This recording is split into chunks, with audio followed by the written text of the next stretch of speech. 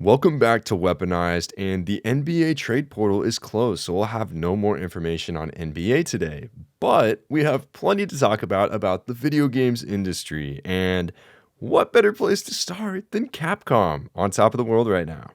Yeah, Capcom, dude, they have so much coming out. Mega Man 11 sold 2 million copies, which apparently it's the best selling game in the franchise, which is wild because realistically, if you're comparing it to other games, like it's just not really a high bar. But for Mega Man, it's a huge thing. And it kind of makes me sad because I'm a really big Mega Man fan and I really want to see more games in the franchise, specifically Mega Man X. And I've talked about this in previous episodes of Weaponized. I might have talked about it more than I needed to.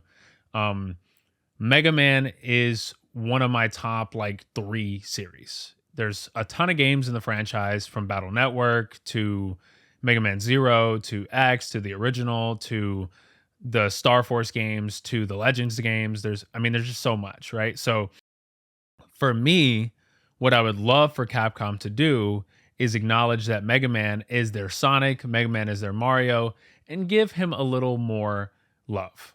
Okay. He just needs a little more love. They released all these collections, bro, and they've gotten all these sales. I mean, the collections have sold pretty well.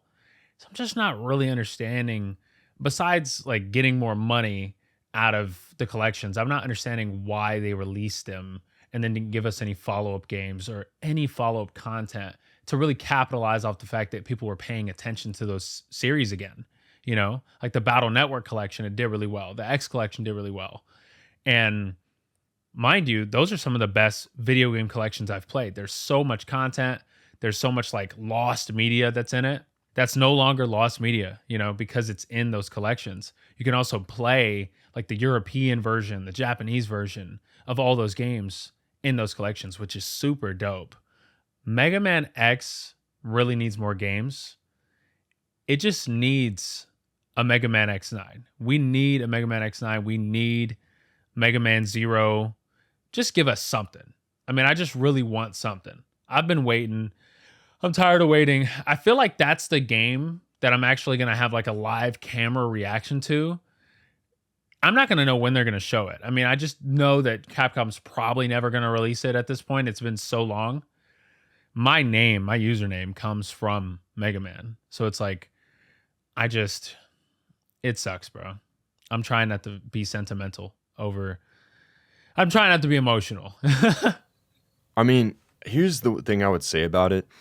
I think you have to look at how Capcom's operated in the last 5 to 6 years. And really, of course, that dates back to 2019, right? That was the big resurgence moment for them. Resident Evil 2 remake, Devil May Cry 5, all that stuff. And it's really just, piled and snowballed since then.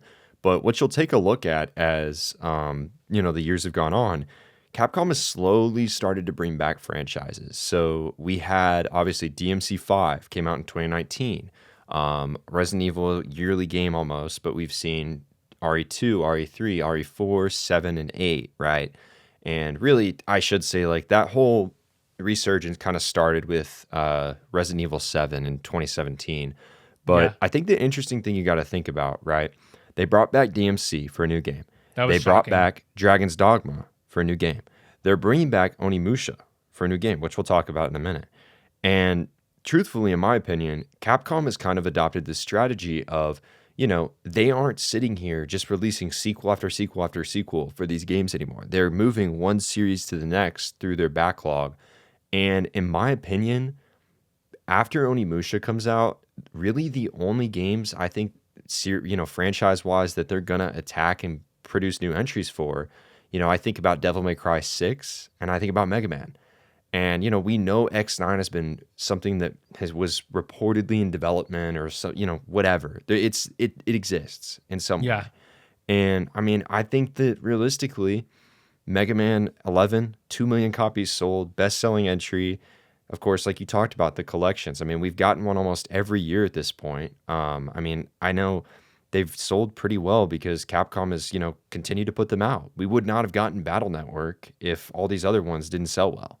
Sure. And so the fact that you can play all of these on all these systems should tell you a lot that probably within the next 2 or 3 years, I mean, I think we'll probably get a new Mega Man game. But again, I think you just have to keep in mind, like, the way that Capcom has been operating, it's no longer, we're getting new entries besides Resident Evil, right? We're not getting new entries super frequently anymore. It's you get one amazing new entry unless you're Dragon's Dogma 2, Oh, and you get one new amazing entry like every 5 years or something, right? I'm not saying that's what's going to happen with Mega Man, but you know, it's been a minute. 11 came out in what, 2019, I think. yeah, I can't even remember Yeah. anymore. It's been a So while. I think it's 2019 is when 11 came out. And so, I mean, they've had a lot of time to work on a game, and I don't know. I mean, honestly, I know this is a little bit of a reach perhaps, but I mean, I wouldn't even be like shocked if a Mega Man game was 2018, by coming the out way, this year. for Mega Man 2018. 11. Yeah. Yep. I mean, I wouldn't be shocked if a Mega Man game comes out this year. I mean, I'm not saying that that's anything that I, you know, firmly believe, but like, what else is Capcom really putting out this year besides Resident Evil 9 and Monster Hunter Wilds? I mean, that's those. I mean, and granted, RE9 isn't even confirmed, but like, you can put two and two together. We didn't get an RE game last year. It makes a lot of sense for this year. Yeah. But I mean, I don't know. I mean, I think the Capcom also, speaking on, smaller, because you have to say, I mean, Mega Man is a smaller quote unquote franchise It from is. Capcom at this It point. is. But you also got to think about, Ace Attorney. I think Ace Attorney and Mega Man are in such similar states right now, because Ace Attorney actually has, they said brand new game in development for Switch, and that was like in 2017 or something. And we got in 2017, I think, or maybe it was 20. It might have been 2019, I think, actually. But we got the trilogy for 1, 2, and 3 remastered. Then just I think it was last year or 2 years ago in 2023, we got 4, 5, and 6 remastered, finally, Apollo Justice. And then last year we got Investigations, and Investigations 2 had never been in the West. So now the entire series, oh, in a couple of years, I think it was 22 or 21, we got the Great Ace Attorney Chronicles. It's So difficult to remember all these years. yeah, yeah. Point being, right? Over the last like 6, 7 years, they've brought the entire Ace Attorney franchise onto modern platforms, and they've also done that with Mega Man. So they're in very similar states right now. And so I think really you look at those two franchises, a new Ace Attorney and a new Mega Man are probably like coming sooner than you think in the Capcom pipeline. I really do think so. But I don't know. I can only use, data as data tells a story, right? And if I look at the data over the last 7 years, the data is telling me we're probably getting a new Ace Attorney and Mega Man in the next 2 to 3 years. I can't pinpoint it, but I mean, I don't know. I feel pretty good about Mega Man right now, even though it's been so long since a new game. I mean, all the collections are really promising, considering that, we've gotten the super niche hits and also they've sold well. So Yeah. Mega Man, I wanted to talk about this. Mega Man, when it was coming out frequently, Capcom made a huge mistake because they were releasing Mega Man games like every single year and sometimes like twice a year, especially with Battle Network. Like they were just releasing way too much Mega Man and people couldn't play it all. They kind of burnt themselves out of Mega Man. For better or for worse, we just stopped getting it because they made too much of it, you know? And so it just wasn't a good strategy to release so many Mega Man games so frequently. And inevitably, I mean, if we do get a Mega Man game, it'll be really sick. I hope it's good. They had that one Metroid Prime looking game that never came out of it. I think it was supposed to be a trilogy, but it never ended up coming out. So I hope that I don't want to see that ever because I feel like that's kind of a bastardization of what Mega Man is to me. And I probably wouldn't enjoy it. But Mega Man is one of my favorite series ever, so I hope that Capcom returns to it. Also, Devil May Cry, that was a huge surprise because DMC was not seen very well. At least it was very polarizing. I felt like the gameplay was really good, but the story was just very unusual and very corny and not very Devil May Cry, you know. It ended up being a very polarizing game. I feel like for worse than for better, right? Like people most of the time. I mean, most people didn't like Devil May. Most people didn't like Devil DMC. May Cry, Devil May Cry. Yeah, Yeah. Devil. It's so It's hard to say the name of the game. it is. DMC No, it totally DMC. is. It's a very I almost want to say the word is polarizing, Yeah, because there's many parts about it that are good, and I think there's a lot of parts of that game that people just dog on and don't give a fair chance. But there's also parts of that game where it's like, yeah, this isn't great. I mean, again, the jump to DMC5. DMC5, don't care, fight me on it. Legitimately one of the greatest action games of all time. It's amazing. It's probably in my top 30 games of all time. Like it really is. I play that game. I love that game because seriously, it's so fun. It is so fun. I can pick it up at any point, play a mission, and just get that adrenaline rush. And Bloody Palace is awesome. And then, oh, dude, the fact that like we waited so long, be like Virgil DLC, Virgil DLC, Virgil DLC. I remember every single stream for PlayStation and stuff. I always was watching, be like Virgil, Virgil, Virgil, Virgil, Virgil. Then finally we got the Virgil DLC, and it was like, oh my god, like I was losing my mind. I was like, thank Bury the God. Light. They had so many hits. Oh, bro. dude, yes, dude. The music was like so good, man. Oh my gosh. But yeah, I mean, I'm personally. You want to talk Capcom franchises? DMC6 is the game that I am like, feed me now. But I'm patient. I understand. They've been putting out so many incredible titles. I mean, I'm also super excited for Resident Evil 9. But yeah, I mean, I don't know. I think Capcom has done so much right, and they've definitely made a couple mistakes here and there. But I mean, really, I mean, they're setting themselves up, man. I can't imagine being, I didn't play all, every Mega Man game growing up, so I'm in a different spot. I've played a lot of them, but not, obviously I didn't grow up a fan like you, but I'll say like, I think that they really are probably making a new game right now. And I do think that, considering everything else going on in Capcom right now, they'd probably be willing to put some extra emphasis and money into Mega Man, considering the success of everything else. Yeah, I would love for them to give it some love and give it some attention and actually give us a game specifically in X. Like, I just am not the biggest fan of the original series. And I know that's wild and that's controversial, but Mega Man X is just so much more fast paced. There's just so much more, I feel like it's just so much more interaction. And it's just a lot more difficult, in my opinion. At least Mega Man X4 is very difficult, which I liked. I mean, obviously, by the time that I started playing Mega Man X4, it was on the PS2. I played the PS1 copy on the PS2. It was very difficult. When I turned into an adult, I'm talking about like I just evolved like a Pokemon. Like when I was an adult, I am an adult right now. Give me a sec. Yeah. Mega Man X4, I've replayed that game tons of times. It's my favorite Mega Man game of all time. I know how to get through that game in like less than an hour. I mean, I can pretty much speedrun that game like any other person.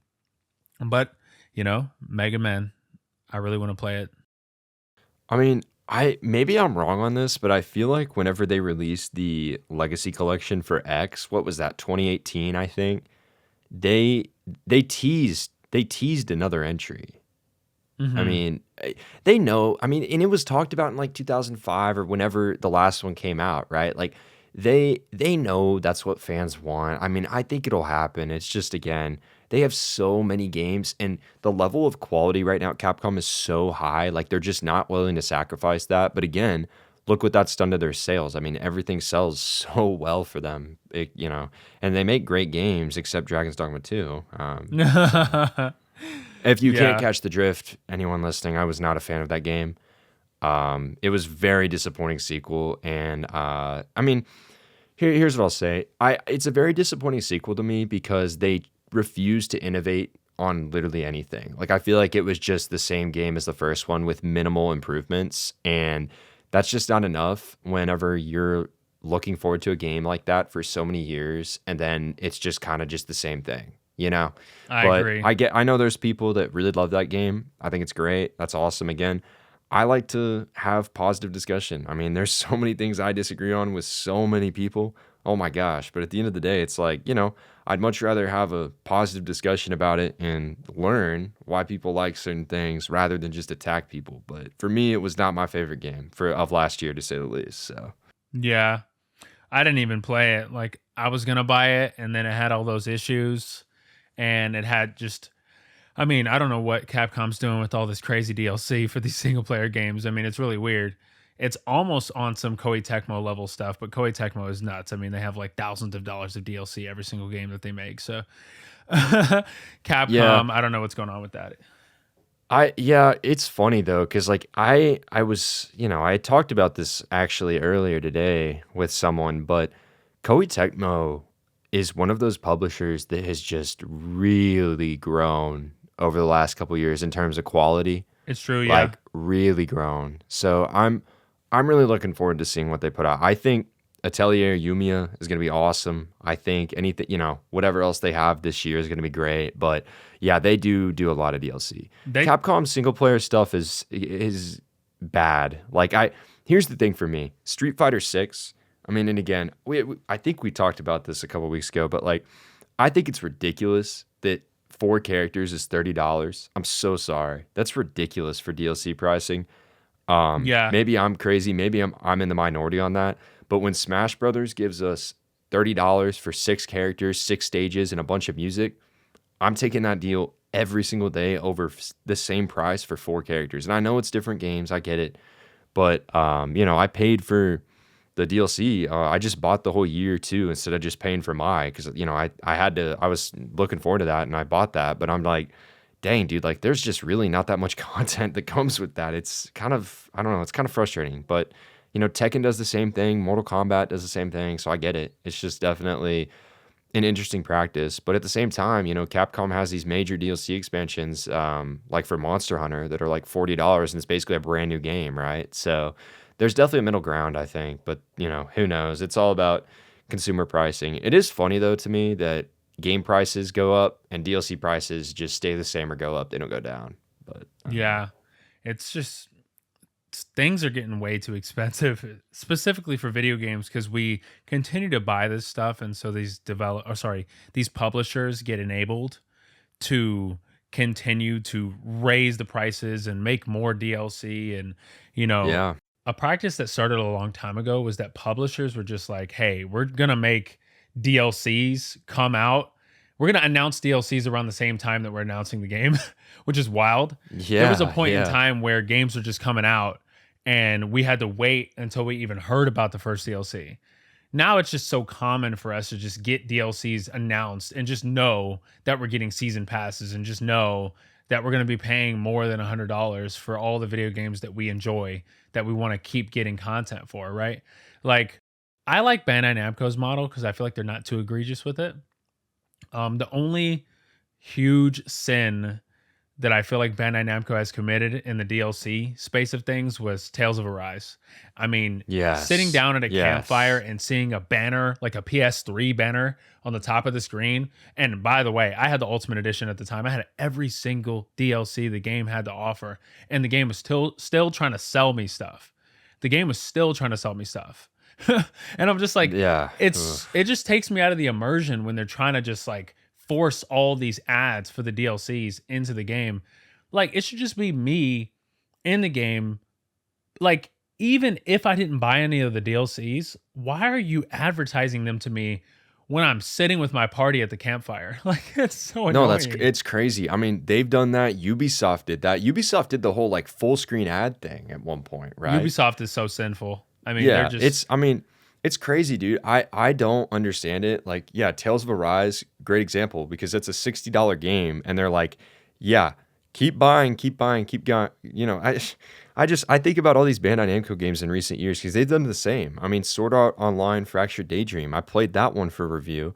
And while I was playing, it's like you go to the main menu and there's like, oh, buy the DLC, buy the DLC. And it's like, I have the DLC. Like, what do you mean? yeah, I already have this DLC, bro. Like, why are you trying to sell me something I already have? It's like when you get an ad for something you already own. Like, Yeah, why dude. are Oh you my God. bothering me? Yeah, I can't even start talking on ads solely because like Mark Zuckerberg and Amazon and all these people, all these companies. It's so funny because it's like, you'll have a conversation with someone. I always use this example. It's like, my dad and I are talking one day. We're watching, college football or whatever on the weekend a couple years back. And he's like, yeah, you probably should be looking at getting some, this specific frame of Ray-Bans if you're going to go to the game, in a couple weeks because it's going to be like 106 degrees. And I was like, oh, that's a good point. Yeah. So I didn't think anything of it. Like literally the next morning, I get an email from Amazon. We thought you might like, and it's the Ray-Bans, the same exact, the Because they're specific model. listening. And it's like, dude, They're no, of listening. course they are. It's crazy, man. And yeah, I hate that culture seeping into video games of like super, super invasive advertising. And I mean, I hope we get away from it. I mean, to be quite frank, it's like, dude, this whole DLC model stuff is so ridiculous in a lot of ways, and it's all driven by AAA costs. And I mean, it's ballooned so much to develop a AAA game to the point where, like, I mean, you know, this is all negative. Like, I'm sorry, and it's not something that I'm even saying like out of opinion or disdain, but generally. The AAA market is going to crash. Like it cannot be sustained the way it is right now. It just can't. It's just the way And that they operate. I mean, they got to stop making these games so ridiculous. They have to adapt around this, man. They can't just keep making these AAA Sony games. Like well, everybody needs to stop doing that. Like yeah. we don't need insane high budget avatar budget video games all the time. Like let's calm down and make something fun and original. Like you're not Square Enix. Like No, well, I mean that's a great example because that's who I was gonna talk about in a minute. Is like Square Enix. You look at who has been sustainable with game development, and the biggest problems right now with Western development in particular are ballooning costs, layoffs, and I mean like those are the big two. And you think about like why, and also I'm sorry, game development time, right? You think about okay, so those are the big issues. They must be affecting everyone. Okay, well, Square Enix just delivered Final Fantasy VII Rebirth, which I would argue is their most content-packed single-player game they've ever released, and it was made in 3 years. yeah, it's true. 3 years, and it was not $315 million. Thank you, Spider-Man 2. I'm forever going to use that number. And it just blows my mind. It just blows my mind because it's like, what did they do differently? One, they reused assets. Two, they kept their development team the same. And three, they didn't have a $315 million budget because they were able to be efficient with it. And I think that, yeah, I mean, these teams are going to have to realize that until they start practicing, you know, sustainable development, the industry is going to keep climbing and climbing and climbing and climbing to the point that it's just going to crash. I mean, dude, I can't even imagine. I can't even imagine what the budget for GTA 6 is. I can't. But at the same It's time, definitely like $1 billion. Rockstar? Oh, no, I mean, I guarantee you, I would be shocked if it is under $500 million. I'd be shocked. And but you sit here and like, that's insane. That's an insane budget. It is. But that game is guaranteed to sell at least 50 million copies. And Guaranteed, why? yeah, 100%. Because GTA 5 alone has sold 210 million as of today. That's It's nuts. like, It's like that's nuts. unbelievable. I mean, That's more than one like of those. entire series. No, exactly. I mean, it's like the only games ahead of it, I think, are like Minecraft and Tetris. I mean, and Literally. it's like, it's insane. And so you have to think about it from an industry standpoint. There are very few publishers that can say, yep, we're going to spend this amount of money on a game because it's guaranteed going to sell this many copies. A lot of the time, you know, there's a range. Sure. I mean, there's definitely a range for a lot of these titles. Like, yeah, we think it'll sell 2 to 5 million copies. If you're selling that much, you probably shouldn't be having a $315 million budget. In the case of Spider-Man 2, they knew it was going to sell enough copies and it sold enough to break even and be profitable, sure. But at the same time, it's like, again, I'm sorry. I hate being a hater on this, but like I have to hammer it down. It's like I think that game was a good game, but when you think about that budget and the fact that they even reused assets supposedly, right, for the city and Oh, of stuff, course. and it was still $350 million. And you think about the fact that that game sold however many copies, but it was 15 hours long. And length isn't everything. I need to stress that immediately because I think that people get so fixated on the length of games nowadays, and they're like, oh well, 10 hours means it's worth $30, and 15 means it's worth 50. Yeah. Whatever. Screw the hours. I mean, there's games. I'll tell you a great one. Resident Evil 4. It's like 10 hours long at most for the story. Worth every penny for $60. Worth Of every course. penny. Every single Mario game ever, worth every penny. I don't care. I mean, they're because you have to look at the quality of it, right? The quality is what's most important. So if that 15 hours is super high quality, it's great. But again, for me, it's like you look at the money and the amount of stuff that's in the game, it just doesn't add up, man. It just doesn't add up. And so I don't know. There's gonna be I don't know when it's going to happen, and I hope it doesn't happen because the industry suffered so much through layoffs and everything, and I just really hope it stops. But I have this gut feeling that it's just there's a wave coming, unfortunately, because of these unsustainable practices, and these developers unfortunately are going to face the wrath of it, and it's not even really their fault. A lot of the times that these teams are directed by and overseen by the heads of the publishers, and they're the ones who greenlight these projects and allow these schedules. But it's like, gosh, I mean, at a certain point there's going to have to be something said and done, because this just can't continue. It really can't. I agree, man. It just can't. We need to stop with this AAA spending 100 million, 200 million, 300 million on games that are not going to give you a profit. And it's crazy to me that these investors are like not smart enough to see that they're being conned by these studios, by these developers, by these publishers. I'm sorry. Like, they're being conned, because there's no way that $315 million was somehow allocated for Spider-Man 2. I don't know how they thought that was going to sell enough to double their profit. I mean, there's no way. Like, they couldn't. No, it will. It will. Will it? It will. I'm pretty sure it's already broken even. Yeah, but broken even, sure. But like with Avatar 2, that movie was what? $500 million, and it made 2.3 billion in the box office. Like, yeah, they knew that was going to be a hit. Of course they spent all that money on it. I just checked this. So Spider-Man 2 needed 7.2 million units to break even, and it sold 11 million units as of April 2024. Okay. So they're gonna double it, but again, that just goes back to the point of very, very, very, very few games have that ability. And the only reason that game has that ability is because it's Spider-Man. Yeah, it's true. That's it. It's Spider-Man. I mean, it's licensed IP. So that's the whole point of this being, if you're a developer developing an original IP, that is such a harder market to attack, because you can't gauge the sales of that. You just can't.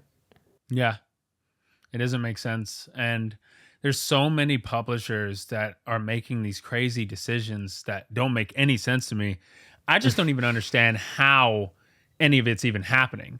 Like, I see movies get greenlit with such a high budget, like the Red One movie, for instance. I'm like, how did y'all even think that this was going to make any money? That's not the movie I'm thinking about. What are you thinking about? Fast 10. Did you know? I literally hope you know. Like, Fast 10 was apparently, I'm pretty sure it was like almost $500 million to make that movie. I gotta look it up right now. Look that up right now. I'm pretty sure it was because it was supposed to be. They somehow gave them a budget of $300 million, and then they went over budget, and it's like $450 or $500 million. How do you go over budget that much at 340 million? I don't know. 378.8 million is specific. I don't know if anyone has seen that movie. Oh my God. It literally might be one of the worst movies I've ever seen. Like, but I'm so sorry. So I went to see it with a couple. I was back home from school, and I went to go see it with a couple of my friends from high school. And we went to see it. And I had only watched a couple of the Fast and Furious movies, but these were the earlier ones that were more grounded. And we get in, and like the beginning of the movie is like talking about them going to space in a car, and I'm like, dude, what are we doing here? And they have the whole family, the family's everything, Dom Toretto, like memes and stuff. And I'm sitting there like, okay, like this can't be that bad. And literally the opening sequence of the movie, they're literally having the family meetup gathering. They're drinking, popping the Coronas, and Dom's like, oh, the family's here. And I'm like, dude, this cannot be a real movie. And it is just the stupidest movie I've ever seen in my life. But I'm telling you right now, I think the sequel, which is like the last Fast movie apparently, was supposed to come out this year, but they delayed it. And it's coming out next year. I will be there day zero. I'm going on a Thursday. Like, it was so comically bad. Like, I have to see the train wreck live. I'm so sorry. But yeah, oh my God. Like, that was, dude, if you ever get a chance to watch that movie, my favorite part of it by far is there's a scene where they're driving on this road, and Vin Diesel, Dom Toretto, he's driving in his little Challenger or whatever. and his kid is kidnapped by Jason Momoa, right? Dom Toretto pulls a helicopter. A helicopter attaches onto the back of his car. He drives it, floors it, and pulls a helicopter so hard that the helicopter crashes into the road. and, and then you're like, okay, I mean, dude, I was dying and I was laughing so hard.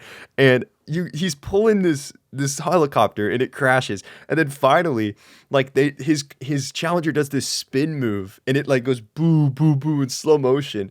And his kid jumps out the window of Jason Momoa's car and makes it into the car. And it's the slow mo scene where he's like oh, it's the dumbest thing I've ever seen, man. I'm so sorry, but It's oh my okay. god, I was thinking about like films that went crazy over budget that were just not that good. Just things in general.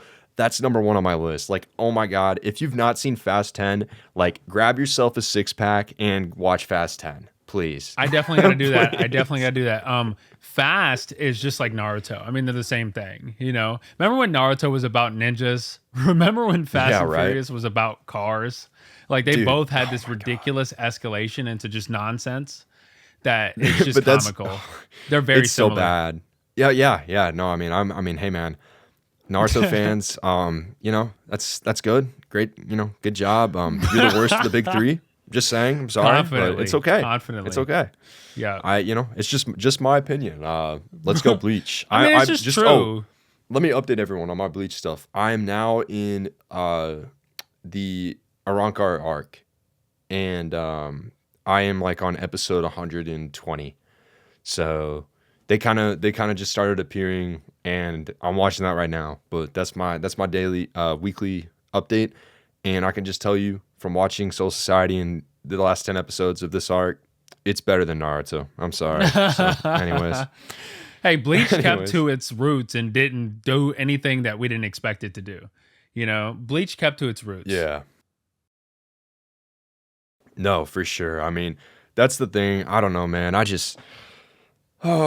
When Periot said that I just laugh. It's hard not to laugh. And, Naruto's a very important series. It really is. And it has so much historical significance and just the anime and manga community overall. I mean, it's one of the big three. It had just insane cultural impacts everywhere across the world. It's true. But it's quite funny that Periot had this grand anniversary planned, and it was 4 episodes. Four new episodes. 4. And by the way, at the same time, One Piece, if you're not caught up on One Piece, I don't know what you're doing, but One Piece literally has, I'm sorry, the best animation in just storytelling and storyboarding and everything of all the anime out right now. I mean, it's incredible. Toei is doing incredible things. It's on break, so they can literally make it a seasonal, so it's even better. Egghead's amazing. You have Bleach, 1,000-Year Blood War, which I'm personally very looking forward to. Everyone just tells me it is unbelievable. And Naruto gets 4 episodes. Oh, actually, they're canceled for Bleach. It's like they finally realized, like, maybe we messed this up, you know? Because once they released, Kaguya Otsutsuki into the world, that was complete foobar. Like, they were done. I mean, there was no way that they were going to crawl out of that hole. And they tried. I mean, they tried to pivot into making the story about the aliens, and it just didn't work out. I mean, while I do like Two Blue Vortex, I genuinely like it.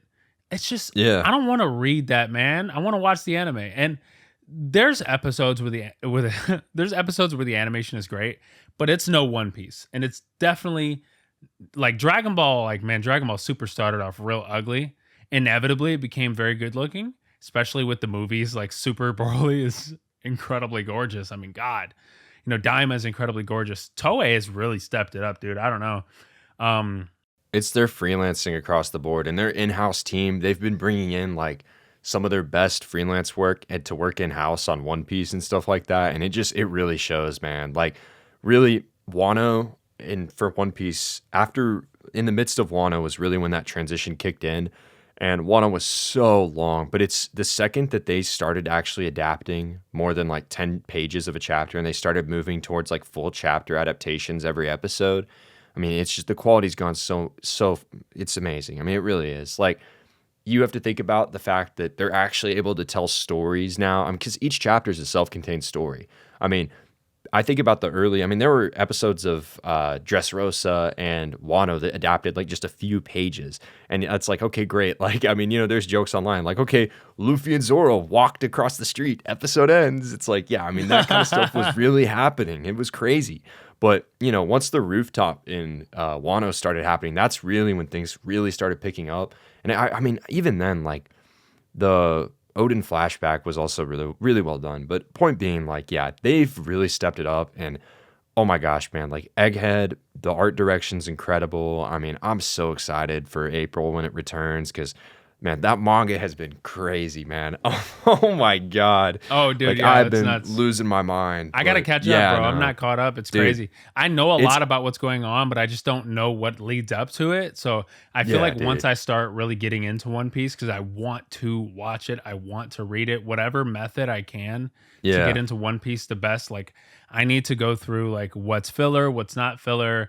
I mean, I'm gonna watch every single arc, but I just don't know how I'm gonna get into it because it's so long. So that's kind of been my struggle. I really want to watch it. I watched the live action One Piece and Yeah. I thought it was flabbergasting. I mean, I was like, wow, this is so good. It No, was it was so it was good. really well done. And I'm really unfortunately it seems like that season 2 is not going to air till next year, Oh but no. I am really excited for season I'm 2. very excited. I think about They it all did the a time. phenomenal job. They really did. And I think that goes to show you when you have a creator so involved like Oda was, like you really can create amazing things for adaptations. And hopefully that turns the page on, the perception behind anime adaptations overall. I don't think that'll be the case for every one of them, and just game and film and everything adaptations. Like Minecraft looks terrible, It looks but garbage. yeah, it looks terrible. But I'll tell you, in One Piece, I mean, to share my story, this is years ago, but I actually kind of started with the manga, and I was gonna start with the anime because I'm a big, I really don't like The reading music and the things. voice acting and everything, and just Yeah, like that yeah, cannot yeah. be replicated It's in. hard. It's hard. And I really don't like reading things. I don't actually read very many manga weekly, only a couple. And One Piece is one of those now. But I started with the manga and I finished it in its entirety. I literally did nothing else. I finished it in its entirety in like 6 weeks. I mean, that's all I did.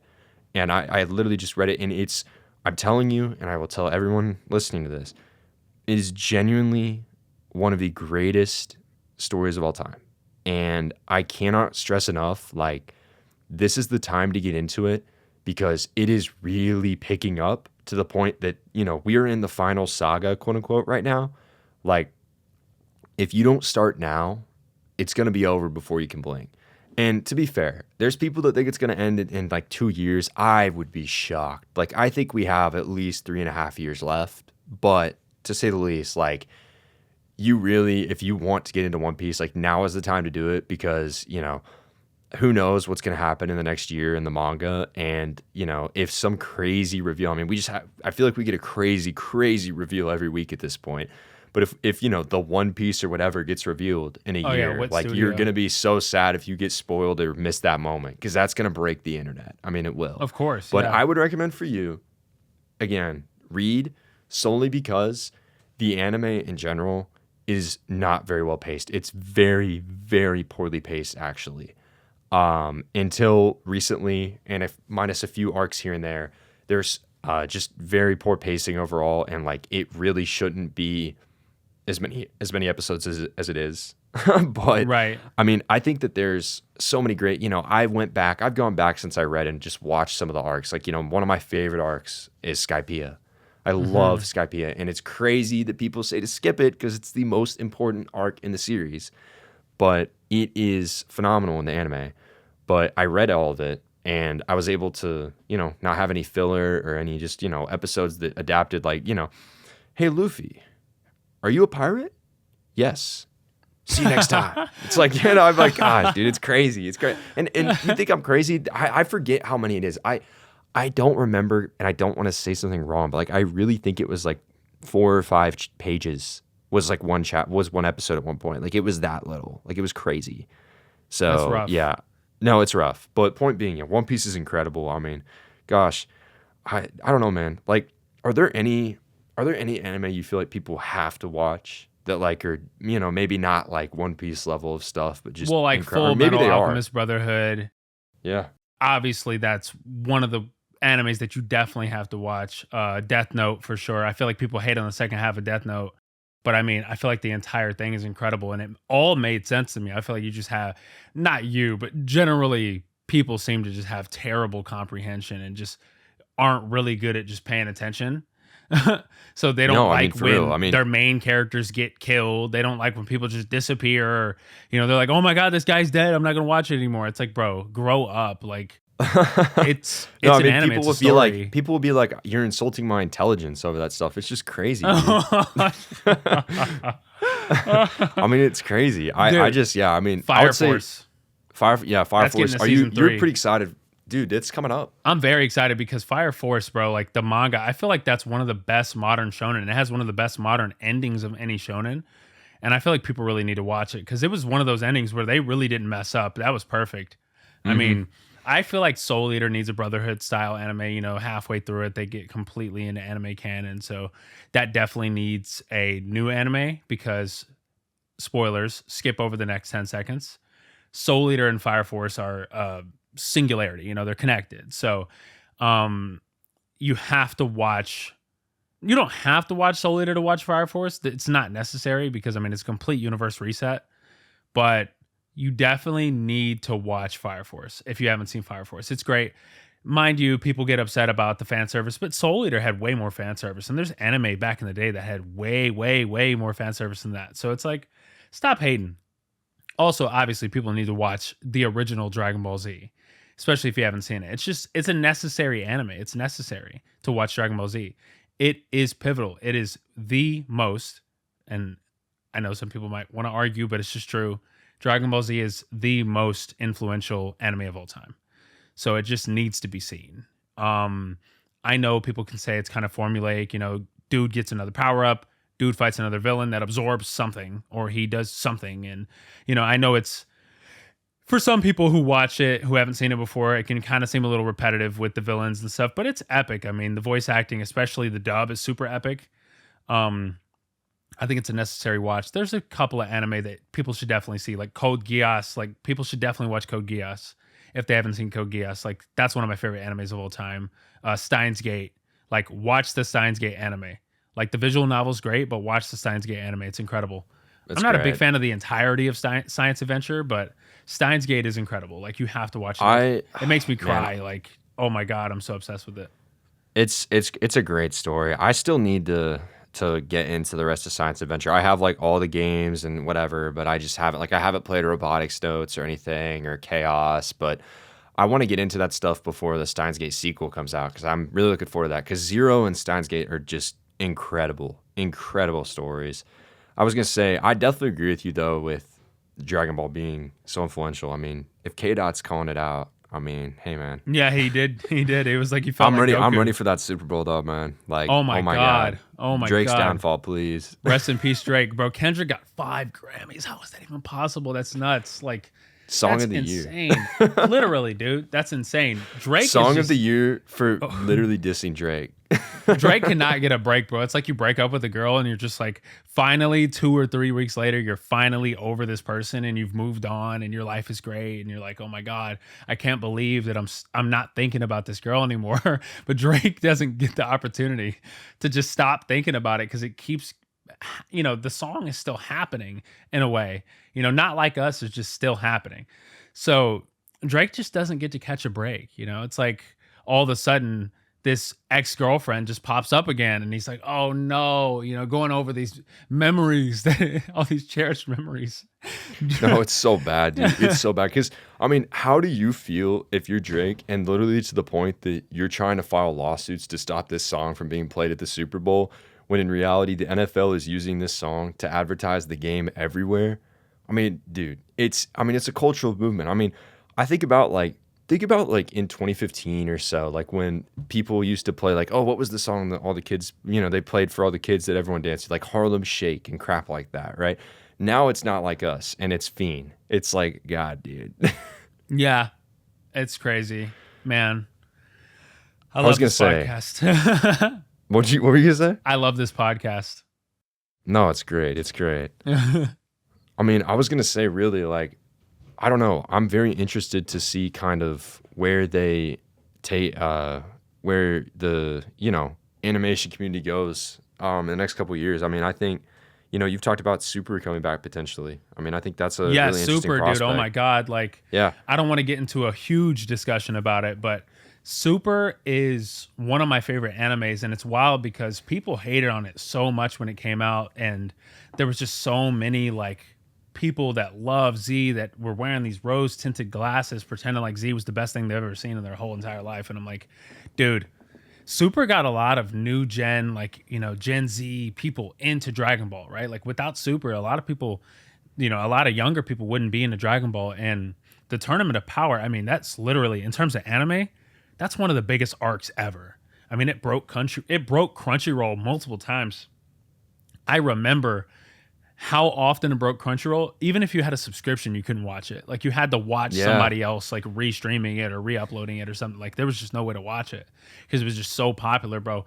Mexico was streaming it. Like, it was just nuts, dude. Like, oh my god, because it was just so epic. Every single episode was epic. There was another transformation, or there was some dude unlocking a new ability, or a character hops into the fight that doesn't normally fight. And the build up to it and just the epic conclusion. It was one of the best endings of like any anime. And obviously the manga continued with an incredible arc, in my opinion, the moral arc. Granola the Survivor is pretty okay. I mean, it's an okay arc. There's people that have a lot of issues with it. It's okay. Dragon Ball for me has kind of been sporadic. It's kind of been, it's a puzzling anime. It's a puzzling manga. It's a puzzling series right now because it's not very consistent. You have the manga, which is ongoing. We have no news of the anime coming back. I mean, anybody who says that they have news is a liar. Like, we literally don't know what's going on with that, right? Like, One Piece come is on, going. DBS hype said so. Come on. DBS hype, yeah. DBS hype is pretty on point. I'm not gonna lie, he's pretty on point. That's why he gets in trouble so often, because he knows what he's talking about. He definitely has the information. But Dragon Ball Super really needs to come back, because the transformations that unlock in that anime, especially for Vegeta, oh my god, bro. It's just so epic. I need more Dragon Ball. I'm a big Dragon Ball fan. I cry about Dragon Ball all the time. Like, I play old Dragon Ball games and I cry over kind of the reinterpretations of the scenes from the anime. Like, obviously these voice actors have to redo these lines every single game they release. It's like they have to redo the lines, or they have to do new versions and new takes of the same thing. So it's like, it's wild that Kakarot's still going, and they're gonna have a whole Daima thing in Kakarot, which is nuts. Daima's been great. It started off very slow, but I think it's been a great anime so far. I think it's kind of been underwhelming for a lot of people because they're expecting kind of like a Z or Super thing where there's a lot of fights and stuff. But I mean, there's a lot of fights, but it's kind of goofy, it's kind of childish, and it's kind of reminiscent of the original Dragon Ball. But I think it's fine. I like the show a lot, and I think it has a place in Dragon Ball, specifically because Akira Toriyama, he was like, this is where we're going to reveal a lot of lore about the world, about the world building and the universe and etc. I mean, I think Oda is the best world builder. Oda is the best world builder in all of just manga and anime. Like, he's just the best. Yeah, And so it's hard to compare. Obviously, Kishimoto could never reach those heights, even though he tried. He could never reach those heights. No disrespect, but Naruto just never got to the point of having good world building, in my opinion. They had an opportunity to do that, and they failed. One Piece, the reason why I want to watch it so much is just like, it's so fascinating to me. So obviously I want to get into it. I'm a big anime guy. I read manga, like I read the Super manga and I read a couple of other mangas, but with One Piece, it's like, I want to see the fights. I want to hear the voice acting. I want to hear the music, and that's kind of my I totally issue. get And it. so it's like, some episodes are not filler, but they're paced so terribly, which I've seen kind of like some memes and some examples of the pacing. And just some episodes, even recently, where it's like they'll repeat the same like Zoro special attack. He's like doing a move, and they like Yeah. recolor it. And I'm like, oh, okay, this is literally the same animation, like, which No, is that very happened. funny. That happened not that long ago. I remember when that happened. Yeah, my biggest, and it's not even a problem. It's just something that I hope that Toei works on. And I know that like we got a little bit of this with the Egghead, the introduction at least, but I really hope that we get new sound effects, because like it definitely, they're nostalgic, but also at the same time, it's like, oh my gosh, like, like please, please give us something else. But Now, One Piece is king when it comes to world building, and it's genuinely one of those things where like everyone tells you, oh, it's so good, it's peak, it's amazing, and you're like, yeah, I get it, but reading it or watching it, it's like you watch it unfold in your eyes, and you're like, oh my god, like Right. this is beyond anything I imagined. I mean, it is incredible. I mean, I'm obviously, of course, will not go into any spoilers at all, but I'll, in one of the recent chapters, I won't say which one, there was a reveal that basically links back to something like 2 decades ago. And it's That's like insane. the It's like some stuff that you Tetsuya think literally Nomura doesn't even stuff, dude. I'm matter. not gonna lie. Like that's No, literally it's some Kingdom crazy. Hearts level stuff. It's unbelievable. And it's like Oda has, I mean, there's no way he has not planned everything out from the beginning. I mean, it's just unbelievable.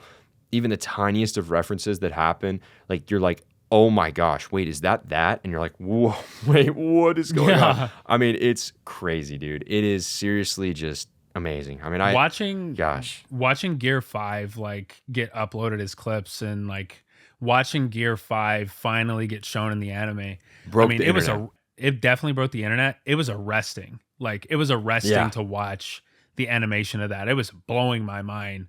There was just some dude. haters on the internet that were like, this looks really odd and really weird. And I'm like, it's perfect. Like if you understand what Gear 5 is, like it's perfect, dude. It's nuts. It blew my freaking mind. The whole point of that really was just to, you know, like it's essentially a manifestation of free will, right? So he literally looks Right. like a Looney Tunes character the way he fights, and it's so funny. And it's just the way that they were able to animate that blows my mind. I mean, the whole fight with Gear 5 when it first gets shown off is incredible. But more importantly, like, I say more importantly, but, there's a fight in Egghead against someone, and it's like they have just the most insane camera angles, and it's just insane, man. It's like, I don't know. Watching One Piece weekly like the last 2 years has been just unreal. And I mean unreal. And the stuff that's coming up that like Toei, they obviously are re-editing Fishman Island to be, a tighter experience and also kind of giving it the Wano art style right now. Once that's wrapped in April, Egghead comes back. Dude, there's some insane fight coming up. And I'm just like, oh my God, like this is gonna be insane. Like it's gonna be Yeah. insane. So I'm super excited for that. But I was gonna say, beyond One Piece, really, it's like, I mean, if I had to say anything for people to watch, I'm trying to think so hard. I watch way too much stuff. I'll say like, Of the course. stuff I'm watching right now, Dr. Stone, Science Future. It's been awesome. Yeah. Love Dr. Stone. I've been watching ReZero, finally came back. Very love ReZero. Been entertaining Sakamoto Days and Solo Leveling Season 2, which Solo Leveling, there's a lot of fans of it. That's great. Good for you. I yeah, here's my thing on Solo Leveling. Here's my thing. They clearly A1 Pictures is the team studio animating that. They clearly have their heavy hitter animators. Some of them that were on the SAO team working on that. It's pretty clear. But I will say that I just me, but I thought that season 1 was not that great. I just thought it was an animation fest, and it is meant, oh I my don't like God. Aura Fest, bro. I feel like No, we've well, gotten in this that's what it era of is. That's all just it is. I hate this Yes. era of like TikTok edits and like, I know. everything has to be a TikTok edit. I feel like there's no way that team doesn't understand that culture of like TikTok that's- edits because it just seems Yeah, like that's what just they're an Aura adapting. Fest. It's so Yeah. corny. Well, I mean, and you have to think too, like that's the manhwa that they're adapting that's literally what it is. And this is just me personal preference. Obviously, what do I like? If you listen to this podcast, if you read my reviews, if you know anything about me, I love stories, I love narratives, and that's JRPGs, right? So obviously, Solo Leveling as a show doesn't really have a lot of that. It does not really have a narrative. It's kind of just fight, fight, fight, get strong, strong, strong. Like that's kind of what it is. And I don't love it. I thought season 1 was very average. But I thought it had obviously great animation. But I think that's an interesting topic. Really that the fact that I think so many people nowadays, and again, it's great to love things, it's great to enjoy things, and I don't want to ever take that away from anyone. But I think I just do think it's an interesting discussion point that right now And this really started in COVID, right? Because, oh my God, I mean, dude, I've been watching anime for almost 10 years now. And it's like, you think about people just, I mean, it's a completely different world. I mean, you couldn't even tell anyone. You'd be looked down upon in 2017, 2018 for saying you like it. And nowadays, it's like almost Man, I everyone wish you were in watches my it. childhood, dude. Nobody No, could oh, watch I'm sure. anime when Oh, I I'm was young, sure. dude. Oh, no, It I'm was sure. so corny when I was a kid. It's People hated it. Well, I mean, and I'm sure, and it's like, it's changed so much over the years, but it's like, again, like I really got into it like right around the time that like Attack on Titan season 2 was airing, and that's really like when I started heavily watching, and kind of one of the things there is like, that 2017, 2018 era, like, oh my God, like I knew literally no one, no one, everyone I knew I was friends with was like, oh God, and like, oh, and it's like now, like I know so many people that are casually like, oh bro, you got up on One Piece, and I'm like, bro, like it's such a different world. But point being with all this, I think COVID, obviously there was just a huge, and really just Japanese culture in general, I think really uptick during COVID. It's true. And I think a lot of people that watch anime, and again, to each his own, but I think a lot of people that watch it solely care about animation. Like, wow, that looks cool. And it's more there is no show more evident than that than Demon Slayer. And I love Ufotable. I love Ufotable. But the amount of times I see people being like, this is the most crazy animation, 10 out of 10 show. It's like, dude, is that all you care about? It's all they care about is animation. They don't care about but storytelling, bro. They and probably you know what would that hate derives Steins from? Gate. Oh yeah, it derives from the social media culture. You see it on It's Twitter, true. you see it on TikTok, you see it on everything. It's that instant satisfaction and gratification that people seek. And instead of and again, my That's how I opinion, feel about but Chainsaw. I'm sorry. Like, yeah, oh no, I totally agree with you. I totally agree with you. Instead of like just being willing to sit down and really watch something play out, it's like you need the instant gratification. It's like oh my God, I have a friend who it was Vinland Saga. It was Vinland Saga. He's like, oh, the first 3 episodes, I couldn't do it. It just wasn't good enough. I'm sitting here like, dude, Vinland Saga season 1 and 2, genuinely, I haven't read. I'm waiting for season 3. I really don't like to read, as I've said, but I mean, genuinely one of the best animes I've seen. Genuinely, I mean, incredible music, it's incredible awesome. story. I forgot It's to amazing. mention that. It's an incredible Yeah. anime. No, it's amazing. And it's so funny to me. It's like I know multiple people that have like been turned off by it because like, oh, the fights weren't crazy, blah blah blah. I'm like, dude, God, you guys, man. It's like people need to broaden their horizons, dude. But Yeah. yeah, you just see it with social media, dude. You just see it. I mean, I know that I log in every day that I'm on Twitter. I mean, and I don't even use Twitter. I don't even tweet. I solely use it for seeking news to cover for this website. Like, Right. I that's pretty hate much this it. Sakuga culture, bro. Like, I'm telling you, where people, dude, I hate this Sakuga culture so much. I'm trying to get my thoughts together on how I feel about it. I'm not Well, gonna here's lie. the thing. Here's the thing I'll say. Like, Go ahead. I really appreciate animation, and I love deep dives into it, and really like watching an episode and being to be like, wow, like there was a really impressive level of composition or dynamic action that they drew in this episode. Like, I really do appreciate that, but at the same time, it's like I don't feel like that's the stuff that people actually care about. Like, they don't actually care about the production behind the episode. It's exactly you said. It's the Sakuga stuff.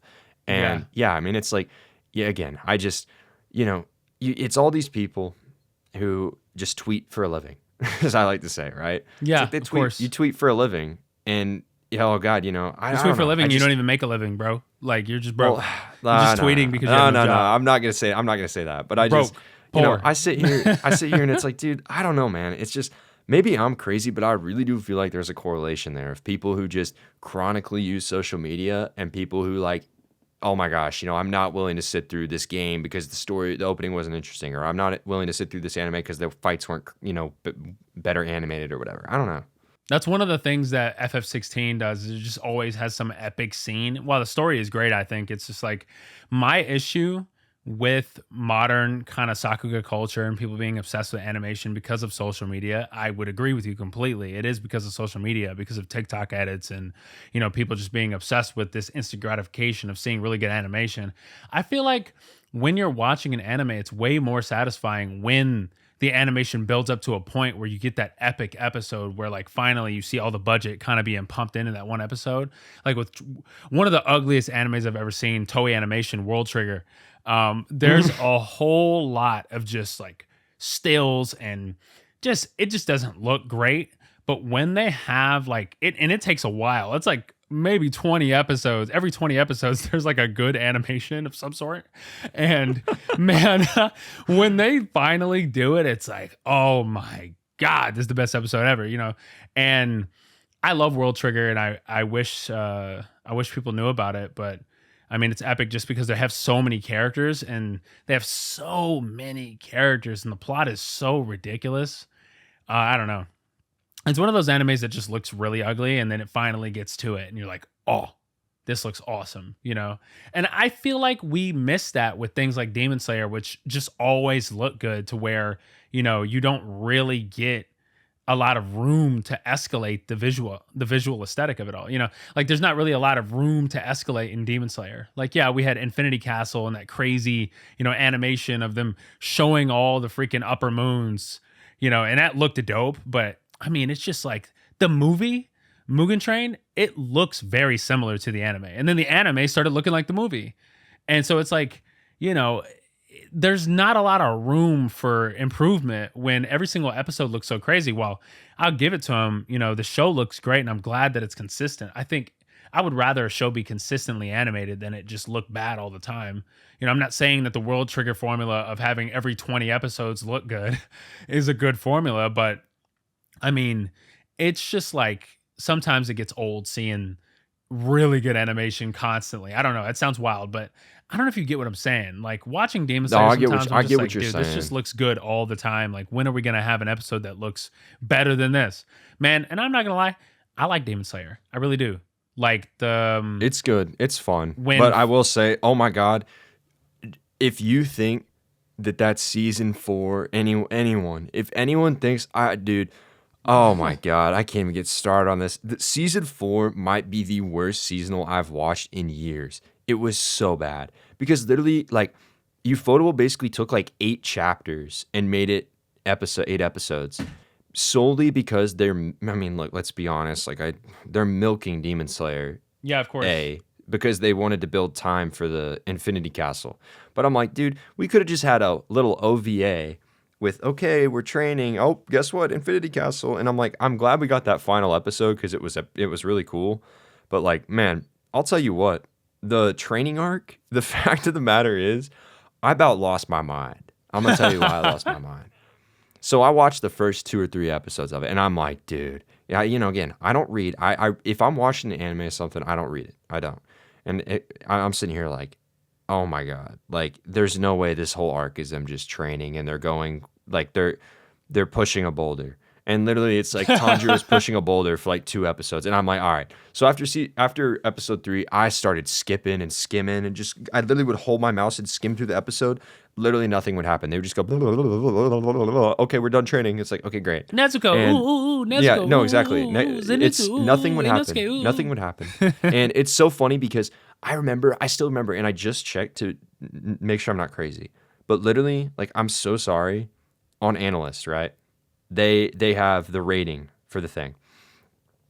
Demon Slayer, Kimetsu no Yaiba Hashira training arc has an 81%. How? How do you Nuts. think that is an 81? Dude, Nuts. above 50,000 people rated it above an 80. That is insane. That is insane. Like you were eating up the slop. It was the worst thing I've ever seen. I can't. But point being, oh my God, man. If you want to watch a good football show, watch Fate. I'm sorry. Now, granted, Wow. play Fate, watch Fate too.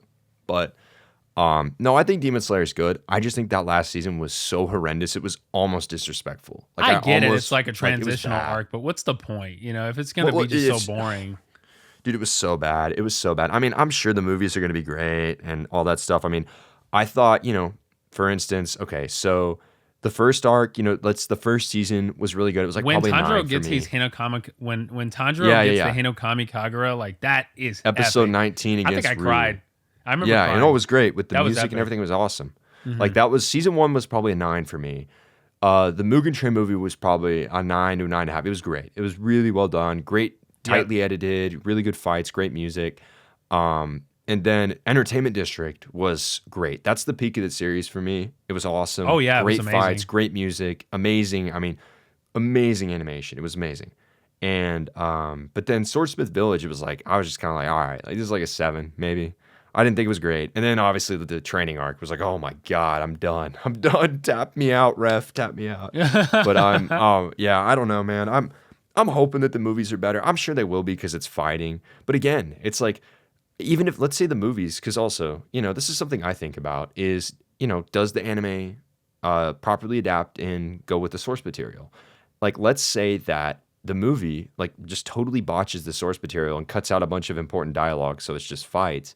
Like, the people are gonna watch it and be like, "Oh my god, 10, 10, 10." It's like, dude, and that's another topic for another time. Like, I think people give out, and again, rate how you want to rate. But like for me, it's like, man, I think people give out tens way too frequently. It's And to be fair, I frustrating. mean, I've watched like 500 anime, and I've probably given like 40. I probably rated like 40 or 50 anime at 10. But to be fair, like if that's on a 10-point scale, all right. And I think everyone has their own way of rating things for sure. But it's funny to me when I see people just be like, oh, Chainsaw Man, my favorite anime, Chainsaw Man, Demon Slayer, etc. 10, because Oh the animation's God, so good, bro. it's so It's so frustrating. good. I'm like, dude, watch other That's shows. the only point. That's the Watch only other point because shows. the animation's good. Dude, I cannot, bro. I thought Mugen Train was incredible. I thought it was incredible. But my biggest issue is like when I seen the Rotten Tomatoes, I thought it was going to be better than that. I was like, damn, this must. Yeah, Oops. yeah. I was like, dang, this must be one of the best animes. I mean, this must be one of the best anime movies ever made. And I'm like, how is this rated higher than Dragon Ball Super Broly, which was like super emotional and super epic? I mean, you want to talk about shonen? That movie is like an hour or more of just fighting, like multiple Yeah. different Toei animators going crazy, completely separate fights, having completely separate animation styles in Dragon Ball Super Broly. It's nuts. Like you'll just go from one fight to another, and you'll be like, "Oh my god, this looks completely different," And it's wild, dude. You get to see everybody flex their muscles. I love it. No, that's really sick. I mean, for me, it's like, I mean, in terms of like probably my favorite movies or whatever, anime movie wise, it's like really for me, I mean, Neon Genesis Evangelion, the rebuild 3.0, 1.0. That's, I mean, that Yeah. movie, that last one that came out was just unbelievable. I mean, I love Eva so much, but yeah, it's so funny. Like I don't know. I think people need to broaden their horizons, is I guess what I'll say. They do. But I don't know. I have a friend of mine who got into anime last year, and it's so funny that he was super shonen, and then he watched his first like hint of shonen and a little bit of romance in it, and now it's just full rom com. I'm like, oh, we've lost this guy. We've lost this guy. Oh man. But it's a funny time, man. I don't know. There's a lot of good stuff coming out this year. I mean, you mentioned Fire Force. I'm really looking forward to obviously Lazarus. Oh my god, From yeah, I mean, Lazarus. and that's the thing. I think people Shinichiro forget that she's Watanabe. coming out. Yeah, Watanabe, guy that directed and created Cowboy Bebop and Samurai Champloo and Space Mhm. Dandy. It's Yep. like, how more impressive can your resume be, man? I know. Gosh. You literally Three can't have 10 a out more of 10 perfect shows. resume. Literally. No, those are 10 out of 10s. You want to talk about a 10 Oh, out of 100%. 10? That was back when people 100%. were actually giving reasonable ratings for things and not just giving a 10 out of 10 to everything that moves. To Oh solo my God, it's leveling. pretty. Dude, solo leveling. Oh my God, it's so pretty. It's so cool. Oh my God, so much aura. I love this guy's aura. Freaking, his aura is so crazy. He's Cardi. He's like the Korean Cardi. No, yeah, exactly. Oh like, my god, I'm dude. just- Speaking stop. of Cardi, dude. What'd you say? No, go ahead. I'm laughing at what you're saying. Go Oh ahead. no, speaking of Cardi, dude, like, yeah, man. I unfortunately went through the pain and struggle of getting a ticket to go see The Weeknd and Cardi this week, and I paid more than I wanted, but it's Oh fine. man. Oh man, where is music, bro? I need that album. Oh, Sorry, but Cardi. no. But I'll say, like, we got to talk about it, I guess. Yeah, the new Weekend album is fantastic. Oh my God, it's so fantastic. good, dude. So I was listening to the first track, "Wake Me Up," right? And I was like, I've listened to quite a few of Justice's albums, right? Oh, yeah, like of Never course. Ender, Tame Impala, all that stuff. I like Justice, and so I didn't know it.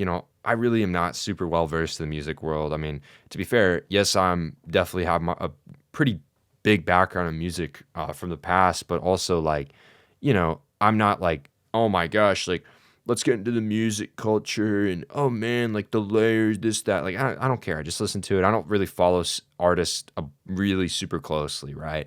Of So I didn't course. really know about anything on this album. I just knew that it was coming out, and he said it was coming out, and I kept getting ads, pre-order, pre-order, pre-order for like 5 months, and it just wasn't out. And I was like, dude, I'm not pre-ordering your album until it's out. Like, Right. and you know, I hit play and I'm listening and I'm like, oh, we got some Thriller vibes in here. Okay, sick. And then the beat Definitely. comes in and I'm like, dude, this sounds like Justice. And I literally texted my friend, I'm like, bro, this first track sounds like a Justice track. That is sick. And he's like, dude, that's because Justice is on. And I was like, oh. I was Yeah, it's like, oh yeah, epic. that would make sense. But no, that song's great. I mean, there's a lot of great stuff on there, man. I'm definitely excited to see it in person. I didn't get to go to the 20, it was 2022 or 2023 tour. I don't remember which one, but the one Dawn he did after FM. Dawn FM, Yeah. which I love that album. And I wish I would have gone, but I didn't go. So I'm looking forward to this, but we'll see. It's in August, so we'll have an Yeah. update then. Yeah. I'm huge into music, man. I listen to a lot of music. So I Yeah. thought that Weekend album was just mind blowing. I mean, I think he's Michael Jackson, at least for the modern era. You know, Yeah. MJ will Yeah. never be touched and never be replicated. But I mean, The Weekend is the closest thing we have to that guy. And I mean, dude came from the bottom. He was homeless, dude. I mean, His story's crazy. his Yeah, it story really is is. nuts, dude. I mean, That his beef with production. Drake is also so funny. Yeah. Yeah. No, I was gonna say that production on that album is insane. It's Like just so epic, you dude. It's such an oh epic yeah. album. I'm Mike Dean, thank you. Yeah, Mike Dean, GOAT, dude. Are you kidding me? Oh my gosh. Yeah. But I mean, I guess really I'm trying to think here. Like we said Lazarus. I'm trying to think if there's anything else that I'm like really looking forward to. I don't know. I mean, gosh. I mean, honestly, really only other things that come to mind for me. Like, honestly, let's just throw it out there. Like, I'm ready for Bunny Girl season 2. I'm Wow. saying. I am. It's dude, great series. And people will sit here and tell you that it's this or that. That series is like super psychological and it gets really interesting. It's more of a drama than anything, but it's great. You gotta I'm watch looking forward to Pluto. season 2. Yeah, dude, I'm looking forward to season 2, but I don't know. Is there anything else besides Fire Force that you're hoping to check out?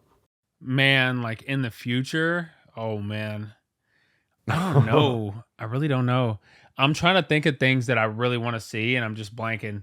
Like, I mean, I would love to see JoJo's Part 7 animated. I mean, I can't tell you anything Oh, about that because April. I think it's the best. I don't want to say arc because JoJo's kind of separate books in my opinion. No, Even though, 100%. but I feel like Part 7 is just nuts, dude. It's so good. Oh my Dude, so god. yeah, I am stoked for that because so I, again, anime only watched anime, but I've, 1 through 6 I caught up in years ago, but oh my gosh, I mean, definitely my top 5 of all time, JoJo Confidently. is. And so Confidently. it's like I'm so excited for part 7 and they're having the JoJo Day event in April. So it's going to get announced there, but oh my god, I'm gonna kill you, Netflix, if it's batch. If it's Yeah, batched please do and not it's do like that again. That was a huge ONA, mistake. like I hope it they needs learn to be from that. weekly. Yep. It has to be weekly. And I'm hopeful it is because they've been doing weekly for all their shows they've got. So like I've been watching Blue Box right now, and that's weekly. And a couple Right. other shows. So they've been doing weekly stuff since JoJo, but I'm like, dude, we got hoed, man. We got hoed. Like, oh my God. We did, man. Like I have to say it. Like I can't believe that they did that to us. Like I literally to this day, it's like, dude, we only got 2 I'm openings keeping that instead in the of 3. podcast. I do not care. Like that's nuts. We we only got 2 openings instead of 3. And it's like we got nothing, man. And it's like, dude, like the animation quality suffered Oh my because it was batched and stuff. It sucks, dude. Yeah, part 5 looks way better animation wise, but I'm not gonna lie. Because they got to release it weekly, and That Netflix spoke wasn't like, Rohan okay. Kishibe looks better. Well, no, 100%. Netflix wasn't like, okay, drop 12 episodes now. It's like, dude, my God, man. Like honestly, and like I enjoyed Stone Ocean. Like I think it's I mean, all JoJo's good. Like, oh man, I'm gonna get flamed for this. My ratings for JoJo. Okay, part two and 4 are even. I'm sorry, part 4, number 1. Part 2 is number 2. Part 3, is number 3. Part 5 is number 4. 6 is 5, and part 1 is the last one. But I still think they're all great. But that's like my rating. And I was like, oh man, Stone Ocean. But I can't, I sit here and I'm like, gosh, man, some of those fights, I was like, dude, like I forget which one it was. It was the one with FF in part 6 with the mud dude, the mud stand. You know what I'm talking about? I'm It trying was to like the remember. mud. It was the clay or the mud. It was the guy that was like droopy brown. Like Hold whatever that on. stand was, like it was, dude, that CGI was so bad. And it like genuinely like that fight could have been so much better, man. It could have been so much better. And even also, I did get told about this, like the storybook stand with that, origininally had like Mickey Mouse and stuff and the Disney stuff. Yeah. And it's like that fight was just like, all right. I don't know, man. David Production is a great studio, but they just got the short end of the stick. So I really hope that's not the case for part 7. But I don't know. Yeah. What are your rankings? Because I'm curious. My Everyone has such rankings of the different rankings. I parts. love to hear them. Ooh, okay. Yeah. So, weaponized. Get ready. My rankings of the parts from like best to worst. This is just my Yeah, opinion. yeah, yeah. Okay. Best part in my opinion is 7. I'm not gonna count 9 because it's not finished. Yeah, that's I would fair. say 7, 4, 5, 6, 3, 2, 1, 8. That's crazy. No, that's I know. fair. That's I fair. know. I know that's crazy. I mean, but I mean, honestly, like for me, I just, dude, part 4. I mean, I loved part 3, and then 2 though is like, all it two. 2 and 4 are my favorites, just because it's like 2 is so crazy, and I love Joseph is my favorite JoJo for sure. right, I like But all the parts. It's just like oh, they're so good. No, I know. No, it's so hard because I said that my rankings. It's 4, 2, 3, 5, 6, 1 is my rankings. But at the same time, it's like, you know, I really the lowest one there I think is like part 1, and even then it's probably a 7 for me. Like that's good. That's a good rating. I mean, it's not bad at right. all. I don't It's just hate Jajolian. I don't know. I mean, it's no. just it's I've heard it's interesting. long. It's It's long, very right? It's long. super It long. literally took him like Yeah. 10 years to finish. It was so long. It was just man, it came out a long I'm time really ago, dude. No, it did. I'm really curious to see, obviously part 7's up next, but Jajolion as an anime, I think will be interesting because I've definitely heard the same sentiment of like it was too long, it was this or it was that. Yeah. And so I think it'll be interesting to see it animated and see how that might change perspectives for people. It But definitely will. It definitely yeah, will. I mean, I'm so excited for part 7. Literally the only thing I know is Johnny is the main character and it takes place in America. That's The it. main That's all I villain know. is one of the best main villains of like anything. Like the main That's villain what I've heard, of man. 7 is unbelievable. I can't I'm even so tell you excited. how the dichotomy of it's just different, dude. It's not like any other anything. It's nuts. It's unbelievable. It's just told in a very interesting way, and the main villain is just unbelievably charismatic. He's different, dude. Funny Valentine is different. He's epic, dude. Yeah, He's one of my I have heard that favorites. name. I've heard that name. Yeah. So yeah, no, I'm really excited though. I mean, I think it's gonna be one of those things that just kind of breaks the internet. I It mean is. honestly, it's like, gosh, I also think for JoJo, and just this goes for all anime in general, streaming has ruined so many things by batch dropping. It Yeah, we has. cannot do this And anymore. well, you think about it. It's like take Netflix for example. I like honestly, it's like they've moved to like dropping in mini batches, right? Like Cobra Kai is like on season 6, part 3, or out of 4 or something. It's like Arcane did it yeah, very it's well. yeah. It's like originally I remember when Netflix would drop like Stranger Things. Okay, here's all 8 episodes in one day. Boom, have fun. It's like no, you need to get back because the way to keep people talking about your show is weekly stuff.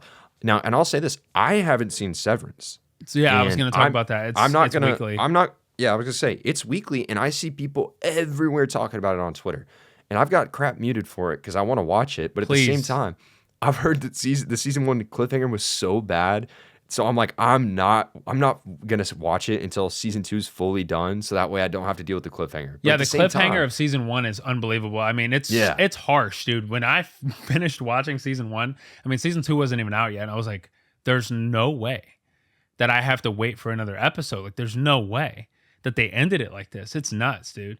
it's probably one of the best endings of any season of anything. It's unbelievable. Yeah, no, I've heard as much, and I mean, dude, it's like it's just one of those things. It's like that's a great case study right there of engagement from fans and just viewers because you see how much more traction is generated of that than something that just said, okay, here's all our episodes in one day. It's like Yeah. that's going to be irrelevant in a week. It is, and it's like that's how I hope for JoJo Part 7 that they're just going to go to weekly because as much as that, oh, dude, don't even tell me about it. Like, like Blue, there's a bunch of them this season that have in the past couple of seasons. It's like Blue Box, a couple other ones that have just had miserable cliffhangers, and you're sitting there like, oh my god, like I gotta wait another week. But I'd much rather be in that position where to have something to look forward to and also something to talk about instead of just being like, all right, here's all of them and have fun. And it's like it's over. The fun's over. Yeah. Yeah. I don't know. Severance, you got to watch it because, dude, I mean, I've seen a lot of television. Breaking Bad, Better Call Saul, Mr. Robot. Those are some of my favorite shows ever. Dexter, incredible. Dexter fell off after a while, but dude, I mean, Severance, that is like apples. I mean, there's no way they're gonna make a better show than that ever.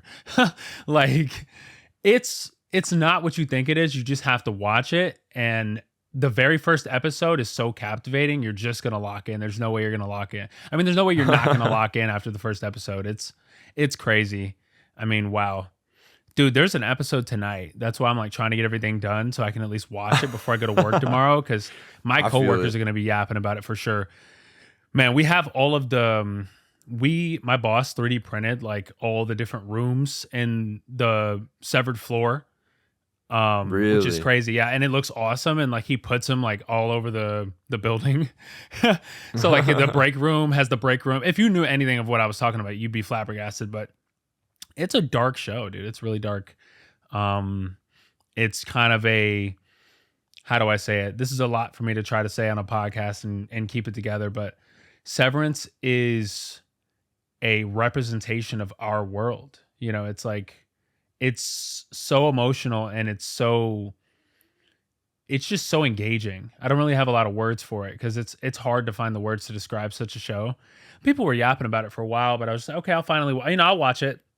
And man, I mean, that's one of the shows that I think is going to be, it's probably going to be one of the best shows ever made when it's finished. I mean, everybody who's already seen it, like the reviewers who have already seen the whole thing, because, obviously Apple gave them the whole thing to watch so they could review it. I mean, the words they had to say about it, I've never seen like a TV show described like the captions and the titles of the reviews that came out for this season. They're just like, this is the final masterpiece. Like there's not a better plot than what is in this show. Like the reviews are just like raving about it. They're like every single episode is better than the last. It's just, man, it's crazy. I hope that One Piece is the same when I finally get into it, where I'm just like, wow, Dude, wow, wow, I wow, promise wow. it will. I promise Yeah. it will. It's like it's one of those things where it's like even the arcs that like don't feel like much is going on, like stuff happens and it just ramps up. And Oda's just such a good storyteller, dude. Like the reveals are so well done. I mean, it is just so special. Like I just really don't think there's anything like it. And I genuinely like it. Honestly makes me laugh when people are like, Oda's gonna ruin the ending, and I'm sitting here like, dude, I'm not, again, I won't say the chapter, but one of the chapters in the last vicinity of time that came out that had that one of the insane reveals. It's like that right there proves he's been planning this from the beginning, and it's Yeah. like he's not gonna botch the ending. He's not, and it's going to be incredible. And again, you have to catch up because if you get spoiled on it, like if you get spoiled on One Piece, like your life's over. I'm sorry. Like, Yeah. I'm like, gosh, it's just one of those things, man. Yeah, I don't think that you're ever gonna be able to experience anything like that again once it's over. I really don't.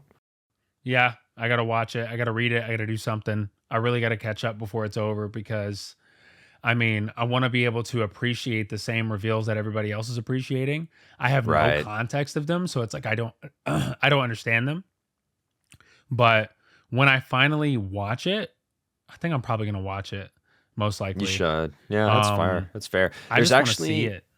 Yeah, there's actually a edited version that's been made by fans. It's called One Pace. I've heard of it. But yeah, and they like they take out all the filter. Is that good? Like, is it really good? Like, is it really worth like watching One Piece like that, or should I watch I it mean, I like think you're how it fine. came out? Here's what I would say. If you're fine with the time commitment of, I mean, because you're gonna have to watch like 1,000 episodes regardless. If you're fine with the time commitment and you're willing to put up with some slower areas, watch it normally. However, however, when you get to Dressrosa, either read or watch One Piece. Watch One Piece because Dressrosa it is like I don't remember how many episodes it is over, but like I want to say it's something crazy that they've just like totally cut into it. Like I don't even know, dude. It's One Piece like seems like a Dragon Ball Z Kai type of situation where Kai was actually made by Toei in order to like, because Dragon Ball Z had a lot of just like the pacing was really bad in some of the sagas. That's what they're called in Dragon Ball. They're called sagas. Some of the okay, there sagas we of go. Dragon Ball had really bad pacing, but when Kai came out, it like fixed all the pacing. There are people who have issues with Kai. I think Kai is the way that you should be watching Dragon Ball Z. Dragon Ball Z, because Dragon Ball doesn't have a Kai. Dragon Ball was just Dragon Ball. You should be watching Dragon Ball Z through Kai. That might be a controversial Yeah. opinion. I know Soul disagrees with that. Soul's like, you should watch Dragon Ball Z and then watch Kai. I'm like, if you watch Dragon Ball Z and then Kai, there's no point of watching Kai because you've already watched Z. But I feel like Kai represents what's actually being said, especially the dub, because the dub of the original Z does not represent the translation well. Like it's not translating it well, is what I'm saying. Right. Like there's some cool lines, but I feel like Z is a lot of aura with not a lot of substance, where Kai has a lot of substance, right? And I feel like they need to do the same thing with Super. Not that Super has bad pacing, but Super, the first like half of Super is very ugly, like animation wise. So it is the One Piece supposed to be like the Kai, because it feels like One Piece is kind of like a Kai situation where they're trying to like fit everything into a smaller package, like a more palatable package. Yeah, it's basically like it's a fan, to be fair, completely fair. It is a fan project, so it's not official or anything. But you know, I from what I know about it, it is basically making the anime just one to one with the manga. Right. So anything that is not with the manga, they cut out. And honestly, I mean, this is something that Toei and just the One Piece production committee need to do. Like, if you're gonna do Egghead seasonal, like if we're gonna go the rest of Egghead, once April hits, and we're gonna go through the rest of Egghead, and then after that, before the next arc, we're going to go take a break again. You need to go right now, and you need to edit Dressrosa because it is like 100 episodes when in reality it should be like 40 to 50. Like Wow. it is Wow. double the length of what it Wow. should be. No, it's insane. So I'm telling you, like, and that's the thing. I have a good friend of mine who got into One Piece 2 years ago, and he literally stopped watching for a year through Dressrosa because it was so slow. And I'm like, dude, like just read. He's like, I want to watch. And then finally he got through it, and you know, Wano starts slow, but it picks up. And it's just like, man, like, oh man. And Dressrosa is a great arc. It's a great arc, but oh my goodness, is it lengthy in the anime? Like for no reason. Yeah. I'm probably gonna watch it through One Piece. I assume it's available somewhere and I can just pick it up and watch it. I'm probably gonna watch the sub because The I sub is heard definitely that the way the to go. sub is the way to go. With Dragon Ball, you can kind of do either way. I feel like Sean Schemmel, while some people dislike him as a person, which I mean, I just don't care.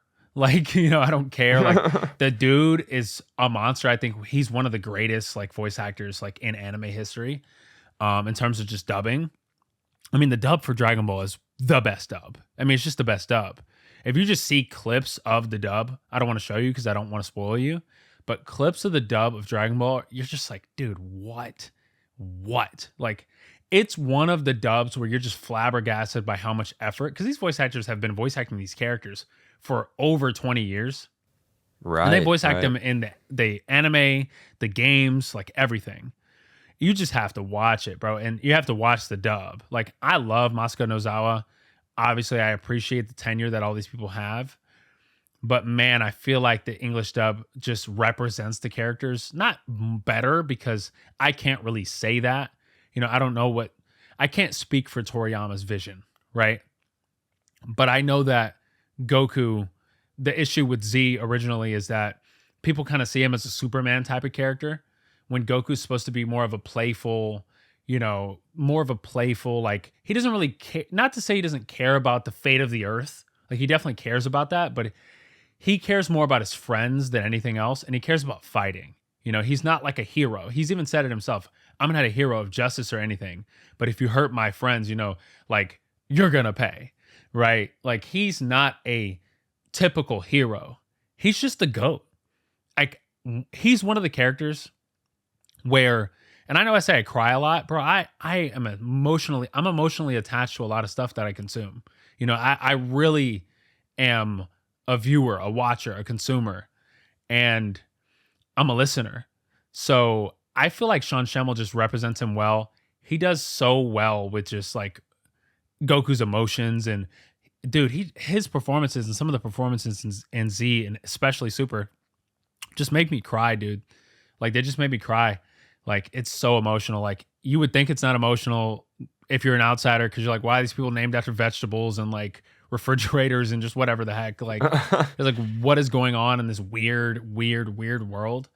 But I mean, it's just I was crying as a kid playing like Budokai 1, and I can't spoil it for you, but multiple characters die and they get resurrected and they die and they get resurrected because of the Dragon Balls. Because it's like, the Dragon Balls can grant any wish. Technically, they can't. I mean, there's bigger, greater Dragon Balls that get revealed in Super that can actually grant pretty much any wish, but they're much harder to get.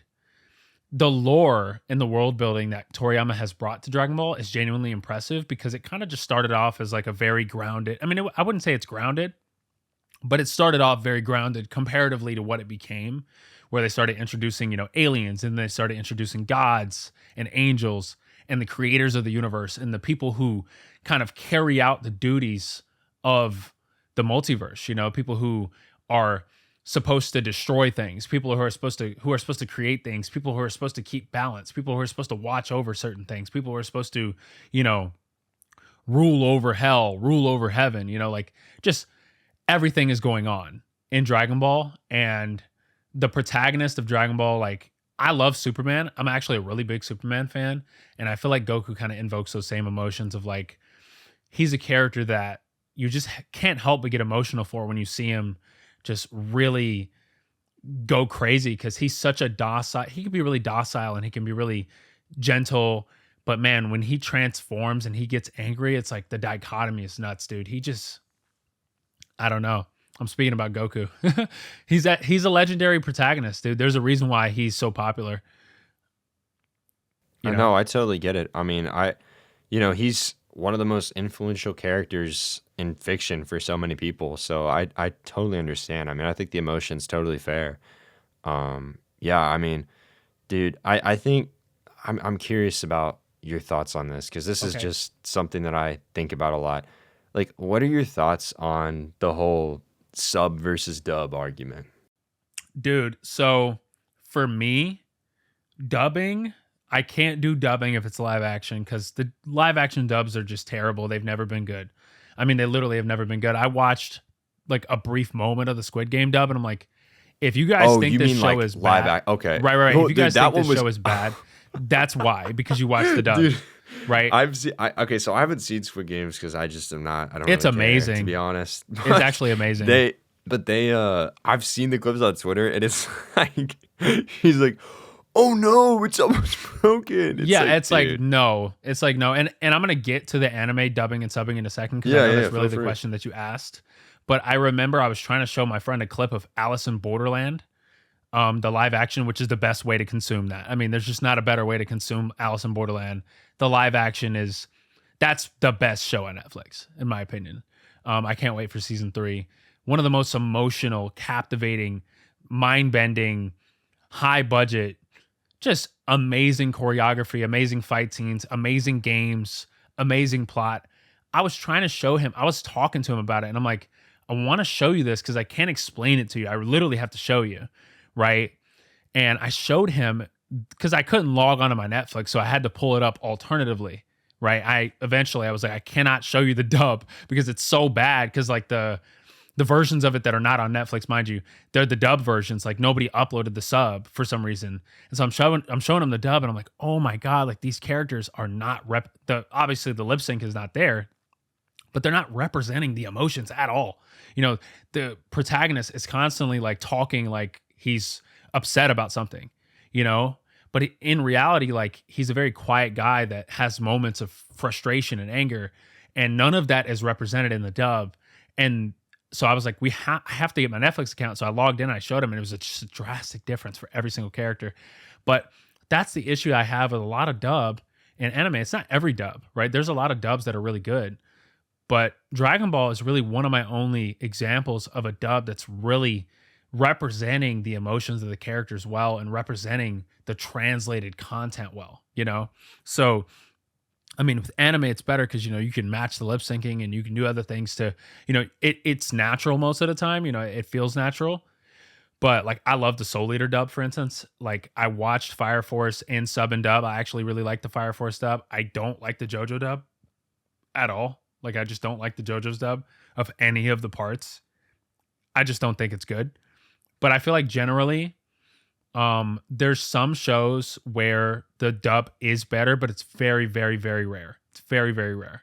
So I feel like if you're gonna watch a show, start with the sub, right? Like, No, I agree. I mean, can't stand it's Demon hard. Slayer's It's dub. hard. I'm sorry. I tried to Yeah. watch Demon Slayer's dub, and I'm just like, I can't stand Tanjiro. Just sounds so like he just always like So every single second of his.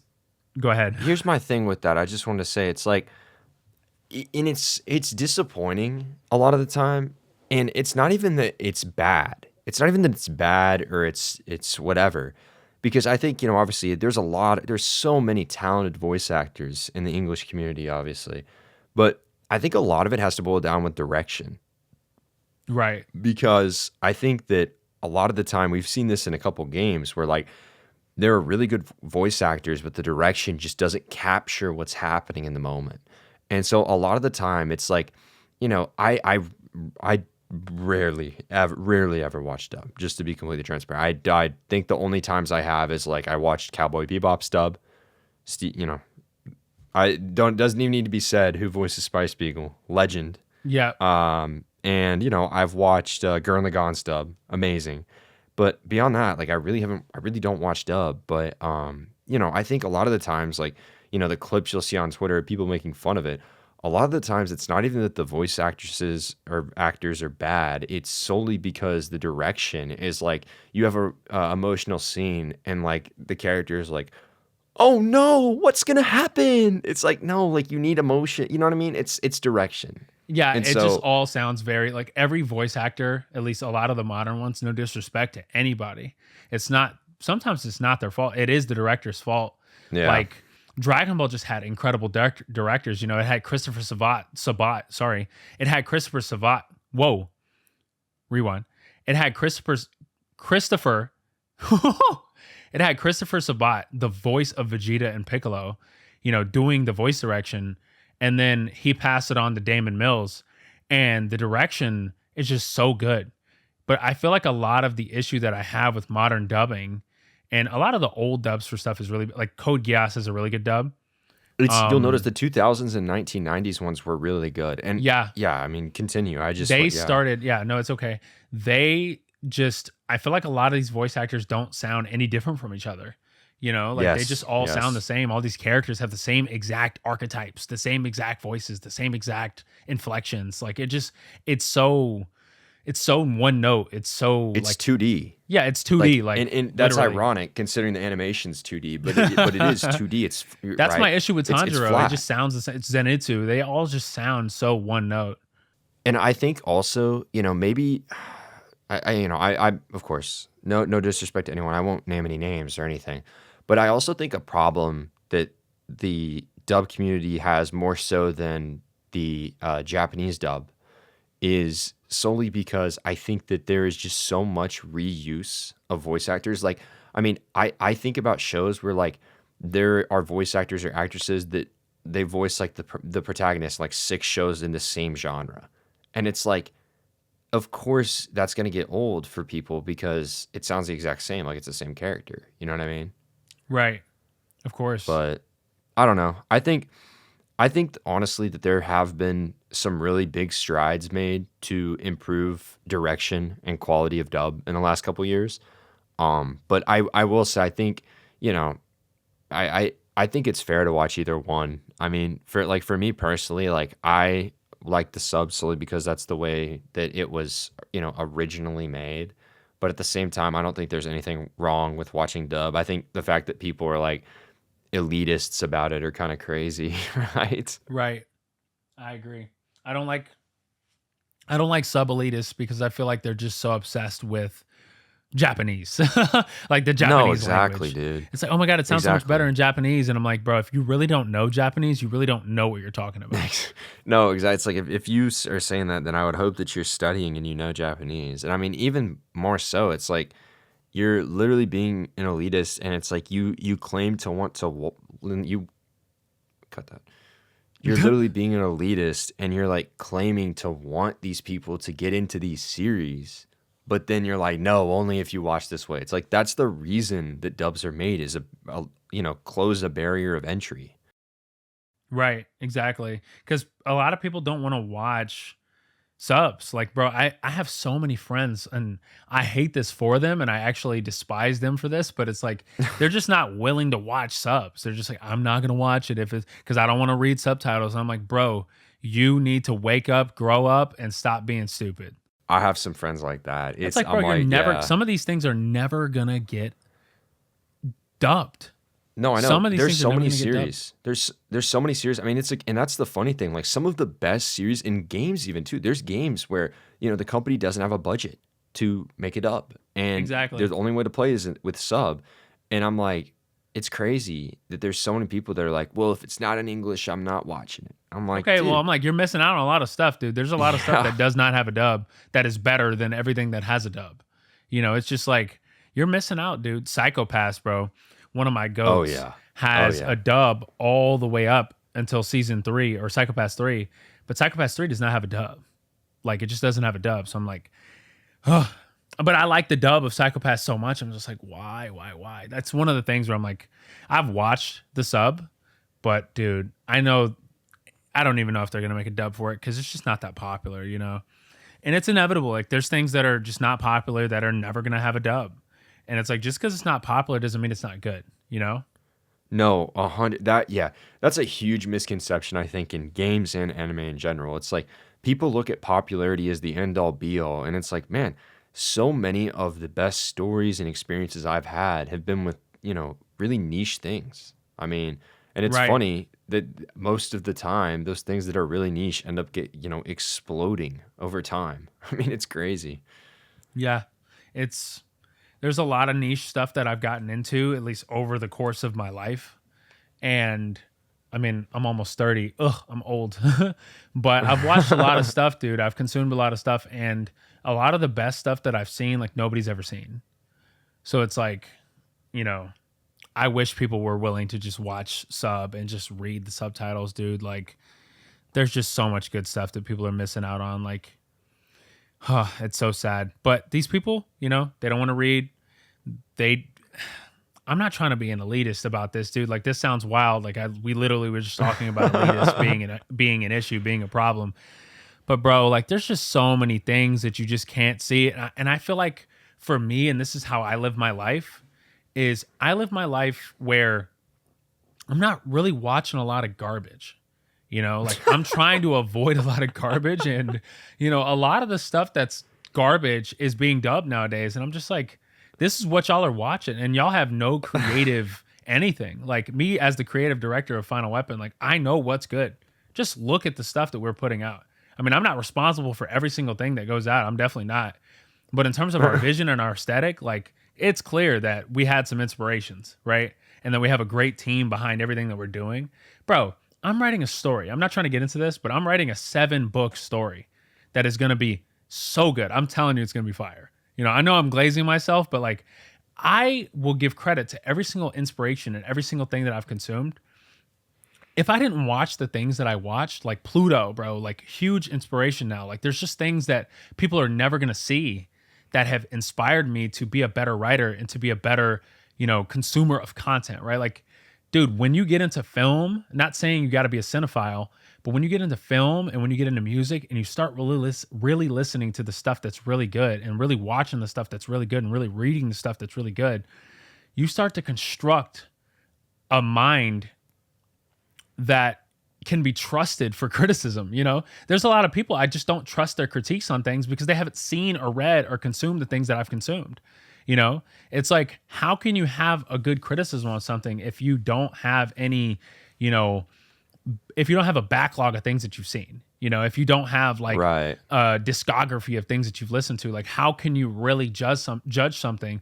It's like people make fun of Anthony Fantano all the time for giving things a bad rating, and there's some things like I disagree with. Like I don't agree with him giving Ken Carson a Great Chaos a 2. I love that album. I've listened to it for like 2 years straight now almost. But it's like, you cannot tell me that everybody has a voice of critique like on things. A lot of people don't watch a lot of stuff. If you only watch Dragon Ball, how do you have a critique on anything? How can I trust your opinion on anything? Right? It's just, you have to consume more media to have I feel like the more stuff you consume, the more valid you are. I don't know. I'm not trying to be an elitist, I swear. I get what you're saying. I think really like the point that you're making is like, it almost boils down to like, the concept of reality is like, whatever you experience kind of makes your own reality. And if you're limiting yourself to like one, just limited things, it's like, that's all you base everything off of. Right. And I think that, that's honestly something that people forget a lot of the time is like, yeah, there's absolutely original stuff, but there's not a thing in this world that wasn't inspired by something else. Of course. There's not. Of course. There's not. I mean, like, who had the first idea? Right, exactly. Who was the Who first did? person to go to college? Like my former roommate, Jared, his brother's in prison for a very long time. And dude, he watched the Borderlands movie in prison and he thought it was good.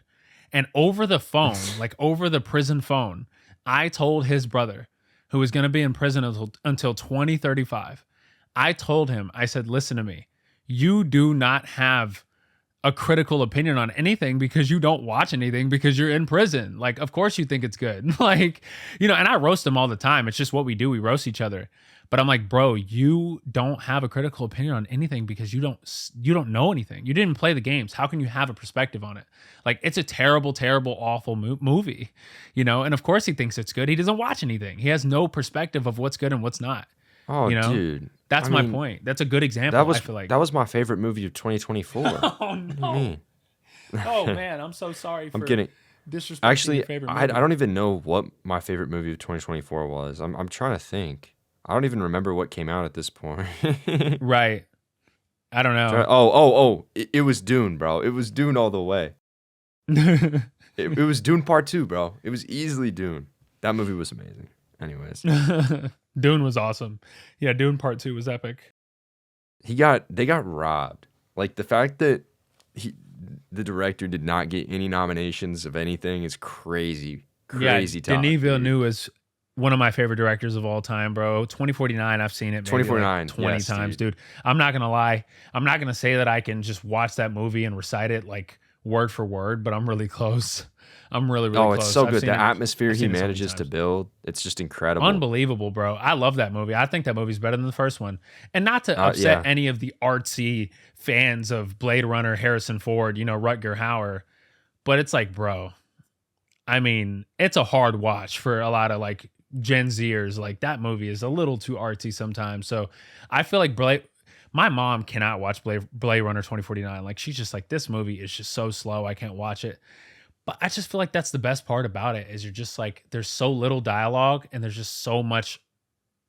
Oh my God, there's so much aesthetic. Yeah.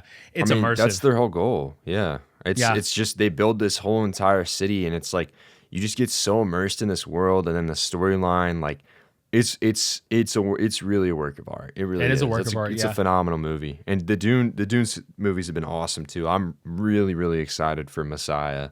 Yeah, Messiah's going to be epic, bro. Like my former roommate, Jared, he He's one of my best friends, of course. He has like every single Dune book. He's read all of them. He read them way before the movies were even announced. He's a huge Dune fan. He has multiple copies of the same books with different cover arts, right? Wow, yeah. He's a huge Dune fan, and he's also a huge Evangelion fan. But um, Dune is unbelievable. People don't like that Paul Atreides is like just getting everything, and he doesn't really have any pushback. He's kind of like Anakin if he got everything he ever wanted. But I mean, I think it's epic, bro. I think Dune is really epic. The cast is perfect. People just hate on Zendaya all the time. I think she's one of the best actresses of like the modern era. Like, especially if you've seen Euphoria. I know it's a wild thing to bring up, but like her acting in Euphoria is unbelievable. She's mind blowing in that. So give these people some credit, man. Like they're killing No, I it. totally agree. I totally they're agree. killing it. I mean, I think she's a great actress, and yeah, she definitely gets a lot of crap online. But I mean, again, like there's a reason she's getting casted in these movies. Of It's not course, because yeah. she's an She industry gets put in a lot of plant or great something. movies too. She does not get Yeah. casted in bad movies like Tom Holland does. Like Tom Hey Holland is man, getting I'm casted looking in forward to the freaking Odyssey though. Odyssey, yeah, dude. I'm really looking forward to that, Christopher Nolan is a beast, of course. dude. Yeah, Interstellar, man, crazy. I know, bro. The Dark Knight Yeah, Rises. The Dark Knight. Yeah, just the Oppenheimer. Batman trilogy was great. But Oh yeah, my no, God. he's a phenomenal director. I'm super excited because that movie is unlike anything he's done. And you think about like the Odyssey, and like you think about these massive, like you've got Medusa, Cyclops, all of these stuff that he's gonna have to somehow make. And I'm like, that movie is gonna be insane, dude. Especially since It is he's like gonna be all practical insane. effects, just like Yes. he's gonna have to do a lot. It's gonna be a really high budget, but I think it's gonna do very well. Oh, for sure. People For didn't think sure. I mean, Oppenheimer was gonna do well, and I'm like, dude, it's freaking Christopher Nolan. Are you kidding me? It's Cillian Murphy, like Killian Murphy, sorry, Cillian. no, yeah, that did great. I mean, okay, I gotta ask. Let's end it off with this because I'm curious. Like, do you have a most anticipated movie of this year? Of this year. Yeah. Wow. I If gotta you don't, think. You just put me on the honestly, spot. I'll go first. I was Go gonna ahead. say, for me, it has to be Mission Impossible. Oh, Final yeah. Reckoning. Goated. Because I mean, dude, Tom Cruise, love him or hate him, literally is like one of the last actual actors of our time alive. I It's mean, true. this guy literally doing everything practical. I mean, it's crazy, dude. It's crazy. Oh, And the Mission crap. Impossible Tron movies were Ares. so good. I'm sorry, Jared Ooh, Leto, Tron. but I mean, I think Tron. Jared Leto just has bad directors. Like he can act, bro. If you've seen Blade Runner 2049, you know what I'm talking about. Dude, he can act. I hate when people act like he can't act. Like, dude, he just gets Yeah, casted yeah. with terrible directors. Give him a chance. Hopefully Tron Ares is good and I don't get proven wrong. But I mean, Tron Ares is one of the movies I'm most anticipate. I mean, dude, Tron Legacy is so good. Man, I feel like people only appreciated it later. Yeah. They didn't appreciate it when it came out as much as they should have. But I mean, the aesthetic and the vibe of that movie is nuts. The atmosphere, just like 2049. I mean, I think it has an incredible atmosphere. I'm not really that excited for Avatar 3. I fell asleep in the middle of Avatar 2. Maybe it was because the reclining seats were just so comfortable and I had a blanket. And I mean, I wasn't even drunk. Normally I go to the movie theater and I get a big tall boy and I just fall asleep. But I was completely sober and I fell asleep. And I don't feel like I missed anything because the movie's so long. I mean, there's just nothing happening. But No, I feel Superman, it. I'm definitely excited for Superman. I feel like that's my most anticipated movie just because I want to see DC have a resurgence with this new universe. And obviously, people want the Batman to be a part of the DCU. I don't agree at all. Like if you watch The Penguin, I feel like that should be completely separate. Keep that universe separate because DC prides itself on having, splintered universes running at the same time. Like it was a huge mistake to try to replicate the MCU. And I'm glad that James Gunn is like, okay with having Elseworlds in his stories because not everything has to be connected. People are just so obsessed with everything being connected because of the MCU. It does not have to be. The MCU is like, hey, Spider-Man is canon. The Amazing Spider-Man is canon. It's like all these Spider-Mans are canon now. They're all real. All these movies are real. Blade original is real. All these movies actually happen and they're all canon. They're all canons of the MCU. And it's like, cool, but like, I like that there's Elseworlds. I want Elseworlds in Marvel. I feel like we shouldn't have everything be in the same universe. And The Batman, amazing movie. I love that movie to death. And The Penguin, one of the greatest shows of the last decade, dude. It's amazing. It's amazing. Everybody needs to watch The Penguin. So, I mean, I'm really excited for Superman. I don't want that Batman to be in the DCU. I feel like they should just make another Batman, which you've already seen kind of a glimpse of what he looks like. It's just kind of a silhouette in Creature Commandos. So I'm just looking forward to it. I think David Cornsweet, he looks just like what I would imagine Superman would look like. His face, his demeanor, his outfit is sick. You know, I mean, there's a lot of villains in the movie. I'm not sure how they're going to be able to fit all this in one movie since it's only like 2 hours and some change. But I mean, I think it's going to be great, bro. James Gunn has a really good track record. He's never really made a mistake. I think The Suicide Squad was epic. It was an amazing movie. I'm upset that it's not really canon. I mean, they're referencing some of it in Creature Commandos. You know, they're acknowledging that it existed. But I just really want to see Superman. I feel like Superman's going to be super epic, and that's just something that I'm really looking forward to, bro. I'm a big Superman fan, and I think the trailer looks epic, and I think a lot of people are excited for it. Yeah, no, I mean Superman looks great. I mean, I'm trying to think like yeah, I mean you hit a lot on the head. I mean, I think for me Beyond Mission Impossible, it's like I'm looking forward to Mickey 17. Oh, dude, yeah. Of course, Bong Mickey Joon-ho. 17, yeah, Superman for sure. And then also Joe Kosinski's F1 with Brad Pitt. Yeah. I'm Oh, definitely probably gonna see Ballerina. that. I know Yeah, Ballerina's not Ballerina. directed by Chad, but I mean, Yeah. we need it in order. It's supposed to be the between movie for. Yeah. I know Yeah. it's For supposed to John take Wick. place but between 3 and 4. I think so, yeah. Yeah, it's between 3 and 4, but 5 is coming out, and you guys just got to watch John Wick if you haven't I'm watched it. I I'm mean, I'm excited for Ana de Armas to that'll be a good role. one of my For favorite her. Spanish women. Like, But shout out I to was her. gonna say I think really the other movie for me is I'm definitely excited for Now You See Me 3. Oh yeah, That's gonna be good. But I agree. I think that about does it for whatever this episode of Weaponized was. It's epic. I mean, we should do it more like this. Than I mean, I like this. This is a great way to do these episodes. Yeah, I mean, hey, we're here to talk, and we will cover pretty much everything there is about entertainment. So, Yeah. at the end of the day, again, thank you all so much for listening, watching, however you're viewing the podcast, and we'll catch you next Saturday for sure, next time. But anywho, we'll catch you later. Thank you for tuning in.